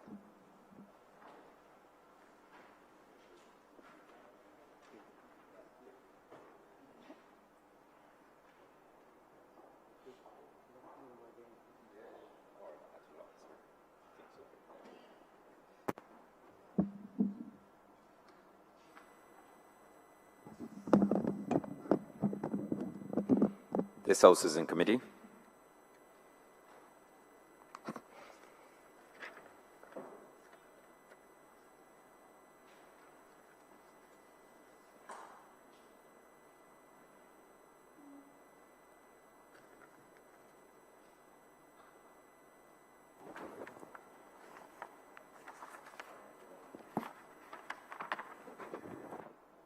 Clause 1. Make the move that clause 1 stand part. I'm sorry? Oh, I see. Mr. Speaker, I beg to move that Mr. clause. Chairman. Mr. Chairman, I beg to move that clause 1 in the short title be amended to reflect the year 2020 and not 2019. Seconder. Seconder. The question is that clause 1 be so amended to state 2020. All honour members in favour, please say aye. Those against, please say no. I think the ayes have it. Clause 2. Beg to move that clause 2 stand part. The question is that clause 2 stand part. All honour members in favour, please say aye. Those against, please say no. I think the ayes have it. Clause 3. Beg to move that clause 3 stand part. The question is that clause 3 stand part. All honour members in favour, please say aye. Those against, please say no. I think the ayes have it. Clause 4. 4 stand part. The question is that clause 4 stand part. All honour members in favour, please say aye. Those against, please say no. I think the ayes have it. Clause 5. Move that clause 5 stand part. The question is that clause 5 stand part. All honour members in favour, please say aye. Those against, please say no. I think the ayes have it. Clause 6. Beg to move that clause 6 stand part. The question is that clause 6 stand part. All honour members in favour, please say aye. Those against, please say no. I think the ayes have it. Clause 7. Beg to move that clause 7 stand part. The question is that clause 7 stand part. All honour members in favour, please say aye. Those against, please say no. I think the ayes have it. Clause 8. Move that clause 8 stand part. The question is that clause 8 stand part. All honour members in favour, please say aye. Aye. Those against, please say no. I think the ayes have it. Clause 9. Beg to move that clause 9 stand part. The question is that clause 9 stand part. All honour members in favour, please say aye. Those against, please say no. I think the ayes have it. Clause 10. I beg to move that clause 10 stand part. The question is that clause 10 stand part. All honour members in favour, please say aye.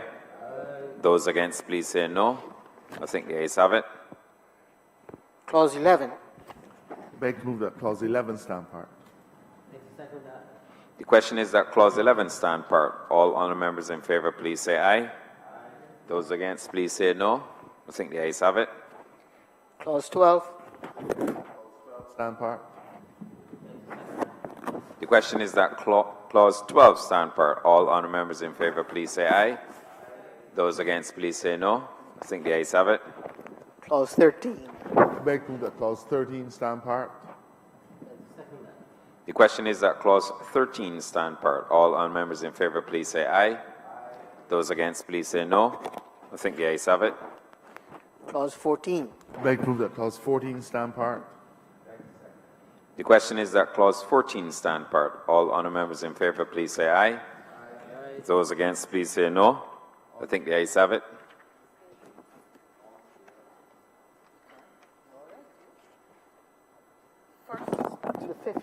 First to the fifth schedules. Beg to move that the first to the fifth schedules be the first through the fifth schedules to the bill. The question is that the first to the fifth schedule be the schedule to the bill. All honourable members in favour, please say aye. Aye. Those against, please say no. I think the ayes have it. So, Chairman, I beg to move that you do not report as long as the Speaker the passing of one bill in committee. Is it with amendments or clerk, sorry, with amendments? With amendments, sir. I'm learning procedure. The question is that I do now report to His Honour the Speaker the passing of one bill with amendments in committee. All honourable members in favour, please say aye. Aye. Those against, please say no. I think the ayes have it.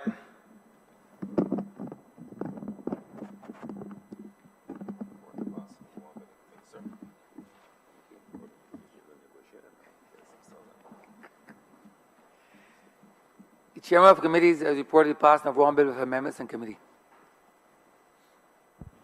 Mr. Speaker, I beg to move that this bill be read a third time. Question is that the bill be read a third time. All those honourable members in favour, please say aye. Aye. Those against, please say no. Me think the ayes have it. Mr. Speaker, I beg to move that this bill do now pass and be cited Caribbean Community Movement of Skilled Nationals Amendment Act 2020. The question is that the aforementioned bill be passed and so cited. All those honourable members in favour, please say aye. Aye. Those against, please say no. Me think the ayes have it. This bill is passed and so cited. Honourable Member for City of Bridgetown. Mr. Speaker, this brings us to the end of government's business for the day and the end of today's sitting. I beg to move that the House be adjourned until Tuesday, 18th of February 2020 at 10 a.m. The question is that this House be adjourned until the 18th day of February at 10 a.m. in the forenoon. All those honourable members in favour, please say aye. Those against, please say no. Me think the ayes have it. This honourable chamber stands adjourned until the 18th day of February at 10 a.m. in the forenoon.